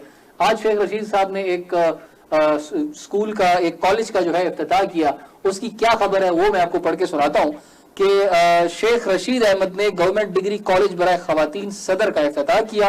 उन्होंने कहा कि चीन की मदद से एशिया की सबसे बड़ी रेल यूनिवर्सिटी बनाएंगे, ये एक अहम बात। अच्छा, उसके बाद ये तो हो गया, लेकिन उनको एक मरतबा फिर मौका मिल गया मीडिया के सामने। उन्होंने फिर क्या कहा कि अपोजिशन पर तनकीद के खूब निश्तर चलाए। शेख रशीद अहमद का कहना था कि मरियम नवाज शहबाज शरीफ को मुसीबत में डाल रही हैं और नवाज शरीफ को बुलाने के लिए हुकूमत अदालत जाएगी। ये बहुत इंपॉर्टेंट दो टॉपिक पॉइंट्स है सर। मरियम नवाज साहिबा शहबाज शरीफ को कैसे डबो रही हैं शेख रशीद साहब के मुताबिक? शेख साहब ही जान सकते हैं और बता सकते हैं इसमें क्या होता है। लेकिन बात यह है कि शेख साहब भी समटाइम देखें, उनका एक रोमांस था मियाँ साहब के साथ, पुराना उनके साथ रहे हैं और लामहला उनका एक ताल्लुक, और वो बहरहाल कोशिश भी कर चुके हैं माजी में कि किसी तरह उनको जो है वो वहाँ से जो है वो माफ़ी मिल जाए और वो वापस चले जाए। लेकिन चूँकि वहाँ से कोई माफ़ी शाफ़ी नहीं है, इसलिए फिर वो आपको पता नहीं, जो वो क्या कहते हैं कि जो दोस्ती नहीं मुमकिन तो फिर ये अहद करें कि दुश्मनी में बहुत दूर तक न जाएंगे। अब बात यह है कि दोस्ती तो मुमकिन नहीं है, लेकिन वो दुश्मनी में बहुत आगे तक निकल गए हैं। बिल्कुल। और इस आगे तक जाने में वो जो कुछ ऐसी चीज़ें हैं, समटाइम वो कह जाते हैं जज्बात में आके, इमोशंस में आके बह के जो है वो ऐसी बातें कर जाते हैं। लेकिन मेरा नहीं ख्याल कि मरियम नवाज जो है वो शहबाज शरीफ का, जो शहबाज शरीफ जो है वो मरियम नवाज का कोई वो डबो रहे हैं। देखिए, बात यह है कि इस मुल्क के अंदर सियासत जो है वो बड़ी बदनाम है। एक ऐसी बदनाम ज़माना चीज़ है जिसके बारे में शायद बहुत सारी ऐसी बातें हैं, मैं वो चीज़ें भी मैं शायद नहीं कह सकता, वो बातें भी नहीं कह सकता। लेकिन ये तय है कि अल्टीमेटली वो जो अखलाकियात है ना, वो हम थोड़ा पीछे छोड़ जाते हैं। हमारे यहाँ गालिंग गलौज भी होती है, हमारे यहाँ जो है वो एक दूसरे को बुरा भला भी कहा जाता है, हमारे यहाँ एक दूसरे की जो है वो उसके साथ पर्सनल होके और उसके बारे में वो बातें कह जाते हैं, उसके घर तक पहुँच जाते हैं कि जो शायद हमें जेब नहीं देती। और फिर अवामी नुमाइंदे होकर अवामी नुमाइंदे जिनको अवाम के वोट से आते हैं, आप पे ट्रस्ट करते हैं, फिर आप इस तरह की लैंग्वेज। अच्छा, लेकिन एक और चीज है, अब आप सुनना चाहते हैं। अच्छा, इस तरह के अल्फाज ये चीजें, हाँ, ये एक अजीब सा एक डायलेमा है, मैं तो इसको कहूंगा कि लोग खुश होते हैं, और देखा जी शेख साहब ने छा गए, शेख साहब ने क्या देता है, तो शेख साहब ने पता नहीं क्या कर दिया। या और बहुत सारे लोग हैं हमारे जो चर्ब जुबान वो हैं, उधर दूसरी तरफ पीपल्स पार्टी में भी हैं, नून लीग में भी हैं, जो इस तरह की बात कर जाते हैं, जो थोड़े से जो लचरपन के जिम्मे में आती है, या जो इंतहाई अखलाकियात से नीचे गिरी हुई चीज होती है, वो कह जाते हैं, और अल्टीमेटली लोग जो है, लोग उसको अप्रिशिएट करते हैं। लोग जो है वो कहवा खवा बैठ के, वो जो है वो ऐसी पब्लिक प्लेसेस पे बैठ के वो कहते हैं, देखा मेरे लीडर ने, फिर तेरे लीडर ने आज शरारती ना। मतलब जब इस तरह का हम लोगों के लेवल पे या आम आवाम के लेवल पे जब इस तरह की जो है एक रवैया होगा, तो फिर वो चीज उनको शायद देती है। उनको पता है मैंने क्या बोलना है, मैं क्या बोलूंगा जो हिट हो जाएगा, मैं क्या कहूंगा कि जो है लोगों को, हम उनको हिट करते हैं ना। हम पसंद करते हैं तो वो कहते हैं जी, हम पसंद करना छोड़ दें वो कहना छोड़ देंगे, हम उसको दिखाना छोड़ दें वो बात करना बंद कर देंगे। मीडिया दिखाता है, वो बोलते हैं, इसलिए वो बोलते हैं कि लोग सुनते हैं, और इसलिए लोग सुनते हैं कि लोगों को अच्छा लगता है। अब ये जो चीज है, इसको जब तक हम नहीं अंडरस्टैंड करेंगे, भाई बात ये है कि यहाँ पे आपको पता है सुल्तान रही की बढ़के चला करती थी, ठीक है, ये वो हमने सुल्तान रही की बढ़के सुन के हम बड़े हुए, तो वो बढ़क जो है वो जब जागीरदार को ललकारता था, ओ जागीरदारा, तो लोग खुश होते थे। अब वही वाली चीज जो है वो उनको नजर आती है इस तरह के हमारे लीडर्स के अंदर, वो जब ललकारते हैं, धाड़ते हैं, गरजते हैं, बरसते हैं, तो लोग तो कमाल कर दिया। सर ये तो अभी कुछ भी नहीं है, इसके बाद मैं आपको राना सनाउल्लाह साहब ने जो कहा है वो खबर जब पढ़ के सुनाऊंगा तो आपको शेख रशीद बड़े शरीफ और उसके मुकाबले में जी, उसके मुकाबले में चूंकि शेख साहब थोड़े से मुहज़्ज़ब हो जाते हैं, वो इतना वो नहीं करते, और राना साहब जो है वो तो शायद वो काउंटर अटैक एक्सपेक्ट नहीं कर रहे थे कि यार मेरी प्रेस कॉन्फ्रेंस के बाद राना साहब ने आगे नरम गए। इससे भी ज्यादा यकीन करें, सम टाइम मैं जब इनके जो है इनकी नोक झोंक देखता हूं कि एक तरफ से इंतहाई सख्त बात आई है और दूसरी तरफ से उससे भी ज्यादा सख्त बात आ गई है, तो यकीन करें कानों में से धुआं निकल आता है, हमारे सुन के धुआं निकल आ जाता है। अच्छा, बाज ऐसी बातें कर जाते हैं कि हम फैमिली में बैठ के शायद न्यूज चैनल देखना भी हमारे लिए मुश्किल हो जाता है कि ऐसी ऐसी बातें जो है वो एक दूसरे के खिलाफ कर जाते हैं। तो देखिए, इखलाकियात भी एक चीज है। हम कहते हैं कि जर्नलिज्म में इखलाकियात होनी चाहिए, हम कहते हैं सियासत में भी इखलाकियात होनी चाहिए। सियासत में आप इखलाकियात का दामन ना छोड़ें, आप किसी के साथ इतने पर्सनल ना हो जाएं कि आप भूल जाएं कि आप जो कह रहे हैं ये आपके नाक की हद से निकल के किसी की नाक की हद में चला गया है, आपके घर से निकल के किसी के घर में पहुंच गई है बात। तो आप खुदा के लिए उन चीजों से इज्तनाब करें जो चीजें जो है जो दुनिया क्या कहेगी कि किस किस्म के लोग हैं, बिल्कुल, कि ये एक दूसरे की जो है एक दूसरे के इतना भी ये गवारा नहीं कर सकते, ये एक दूसरे को इतना भी बर्दाश्त नहीं कर सकते कि एक दूसरे के खिलाफ इतना ज्यादा हो जाते हैं कि ये फिर सब कुछ भूल जाते हैं। हालांकि हम लोग इस चीज का भी बड़ा ख्याल रखते हैं नॉर्मल लाइफ में कि यार लोग क्या कहेंगे, ऐसा किया तो लोग क्या कहेंगे, लेकिन इस जो है ना स्टेज पर आकर माइक सामने लगे हुए हैं, कैमरा सामने लगे हुए हैं, आवाम हमें पता है पूरा मुल्क सुन रहा है, देखिए तब भी हम इस तरह के वो हारिस वो कहते हैं कि 21-22 साल 18 साल से लेके 21-22 साल की उम्र तक में लड़का और लड़की माइक के आगे खड़ा कोई भी मुकर्रर और ड्राइविंग सीट पे बैठा ड्राइवर किसी की नहीं सुनता, वो करता है जो उसने करना होता है। ये एक बात, एक कहावत है, लेकिन ये कहावत मुझे बहुत सारे लोगों पे बड़ी सादिक नजर आती है, इसलिए कि वो किसी की नहीं सुनते। अब कितना भी कह लें, इनके इर्द गिर्द पीआरओज होते हैं, इनके मीडिया के लोग होते हैं, इनके मैनेजर्स होते हैं, इनको बताते हैं कि सर आपने ये करना है, यूं करना है, यूं करना है, वो छोड़ के फिर उन्होंने आके बढ़के सड़कें मारनी होती हैं और फिर आके इन्होंने सुल्तान में बन जाना होता है। तो सुल्तान में बन के जो है ये बैठ के स्क्रीन, पर्दा स्क्रीन को उसको समझते हैं कि हम जो है ना आज हमने। अगर आपकी इजाजत हो तो मैं जरा जो उन्होंने फूल बरसाए हैं राना सनाउल्लाह साहब ने, वो हाँ जरूर जरूर जरूर बिल्कुल। अच्छा जी, न्यूज ये है कि साबिक सूबाई वजीर कानून राना सनाउल्लाह ने तनकीद के खूब तीर बरसाए, कहा कि वो 100 से जायद बेगुनाह मुसाफिरों के कत्ल का जवाबदेह है, रोज सियासी घर बदलने वाला सियासतकार। और उसके साथ कहते हैं राना सनाउल्लाह ने लफ्जी गोलाबारी करते हुए कहा कि शीदा टिल्ली और इमरान माफिया की सियासत को पाकिस्तान के आवाम हर रोज बददुआओं और नफरत के पत्थर मार के दफन कर रहे हैं। शेख रशीद और इमरान न्याजी ने अपनी करप्शन, नालायकी, नाअहली और चोरी के पत्थरों से मुल्क की मईशत तबाह कर दी है। सर ये देखिए, उनको शेख रशीद से वो छीदा निकालते हैं। ये बेसिकली हमारे यहाँ एक फिल्म थी, मुनव्वर ज़रीफ की एक फिल्म थी, वो थी छीदा पिस्तौल।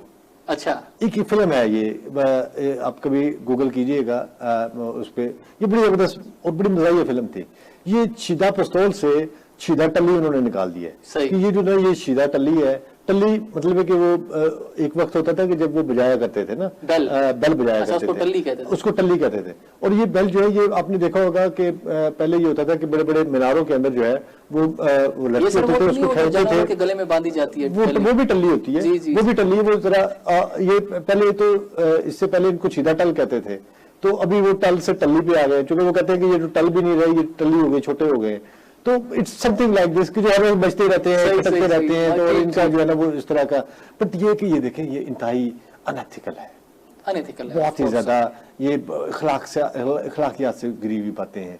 ये नहीं जेब देती राणा साहब को भी। राणा साहब भी देखिए इतने मंझे हुए सीजन्ड किस्म के पॉलिटिशियन है, पीपल्स पार्टी में रहे। अब क्या हम नहीं जानते कि राणा साहब कहाँ क्या क्या कुछ करके हैं, पर ठीक है, वो माजी है। उन्होंने ये तनकीद की कि भाई एक जगह से दूसरी जगह जाना, तो ये तो उनकी भी शामिल है, ये तो उनकी तारीफ में, ठीक है ना। तो बात ये है कि इन्होंने ये पूरी दुनिया में होता है कि आप अपनी हमदर्दियां चेंज करते हैं, आप अपनी पार्टी चेंज करते हैं, आप जो समटाइम हवा का जो समत होती है या हवा के रुख पे जो है आप भी बह जाते हैं, आप भी उस तरफ चल पड़ते हैं। या समटाइम जो है आप नजरियात में आके आप अपनी नजरियाती जरूरी तो नहीं है कि आप जो है ना कोई अपने फायदे के लिए हो सकता है, अपनी नजरियाती आपको लग रहा है कि नजरियात जो है अब उनको देखें। शेख साहब को भी, अच्छा शेख साहब ने ये नहीं कि ज्वाइन कर लिया हुआ है पीटीआई को। शेख साहब की अपनी जो पार्टी है वो एज इट इज इत्तेहाद है, ठीक है, उनका एक इत्तेहाद है उनकी पार्टी का। वो कहते हैं कि चाहे मेरी पार्टी में 2 लोग हैं, चाहे 10 लोग हैं, चाहे मैं अकेला हूं, बट ये कि मेरा एक इत्तेहाद है इमरान खान के साथ, और मैं उसके साथ हूं और खड़ा हूं और खड़ा रहूंगा। तो इस चीज को थोड़ा हमें ऑनर करना चाहिए कि यार एक पार्टी का लीडर भी है, वो हेड भी है, चाहे अकेला है या जो भी है, उसको कोई कहते नहीं तांगा पार्टी है ये, वो खुद भी कहते हैं, शेख साहब कहते हैं हाँ मेरी तांगा पार्टी है, मैं अकेला ही हूँ उस तांगे का वो जो है। बट ये है कि है तो पार्टी का हेड ना यार, आपने पार्टी हेड को तो इज्जत देना। जब हम ये कहते हैं कि मियां नवाज शरीफ को इज्जत दी जाए, जब हम ये कहते हैं कि बिलावल भुट्टो को इज्जत दी जाए, जब हम ये कहते हैं कि इमरान खान को इज्जत दी जाए, तो फिर हम ये भी कहते हैं कि आप वही वाली इज्जत जो है वो शेख रशीद को भी दे दे यार। कुछ नहीं जाता, वो अपनी पार्टी को हेड है, अपनी पार्टी को चला रहा है, अकेला सही, क्या हुआ तांगा पार्टी है, लेकिन पार्टी तो है ना। तो आप उस पार्टी को जो है इतना भी ना रगे दें, इतना भी ना उसको जो है दीवार से लगा दें कि आप उसको जो है वो इस तरह के अलकाबात से नवाजना शुरू कर दें कि आप फलाने हैं और आप ढपके हैं और आप ये हैं और वो है। सो हमें थोड़ा सा अपने इस जेस्चर से निकलना चाहिए और हमें एक गुड विल जेस्चर की तरफ जो है वो कदम बढ़ाना चाहिए, और हमें एक दूसरे को एक्सेप्ट करना चाहिए, एक दूसरे के नजरियात को एक्सेप्ट करना चाहिए, एक दूसरे के जो है वो मामलात को एक्सेप्ट करना चाहिए। अगर कोई किसी की पर्सनल चीज है तो उसको फॉरवर्ड कर देना चाहिए, यार क्या जाता है। चलिए अहमद सगीर साहब, बहुत शुक्रिया, आज आपने हमें अपना इतना कीमती वक्त दिया, और हम उम्मीद करते हैं तो ये कीमती वक्त आता रहेगा, ये प्रोग्राम अब चलना है, ऐसे ही चलेगा इंशाल्लाह, और हम इसको रेगुलर जो है वो आगे लेके चलेंगे। So thank you very much आपका भी, और इंशाल्लाह ये प्रोग्राम जो है ये अब आगे चलेगा। Yes, thank you so much sir ji. नाज़रीन, आप लोगों ने मुख्तलिफ जो आज के करंट इश्यूज थे उन पर हमारी बातचीत सुनी। अहमद सगीर साहब के जो दिलचस्प और मजेदार और काफी वजन आमोज जो तज्जिया था वो भी आप लोगों ने जो है मुलाहिजा फरमाया, और अब से क्योंकि ये ट्रेंड स्टार्ट कर चुका है JNN न्यूज, और इंशाल्लाह अब हम जो है न्यूज जो है आपको सारे दिन की लेकर आएंगे, और इसमें जो है हम जानेंगे कि आज पूरे दिन में जो कि टॉप स्टोरीज रही होंगी उनको हम वो जेरे बहस रहेंगी, और हम उम्मीद करते हैं कि आपकी सपोर्ट जो है वो हमें हमारे साथ रहेगी। अगले प्रोग्राम तक के लिए इजाजत दीजिए। अल्लाह हाफिज। पाकिस्तान जिंदाबाद।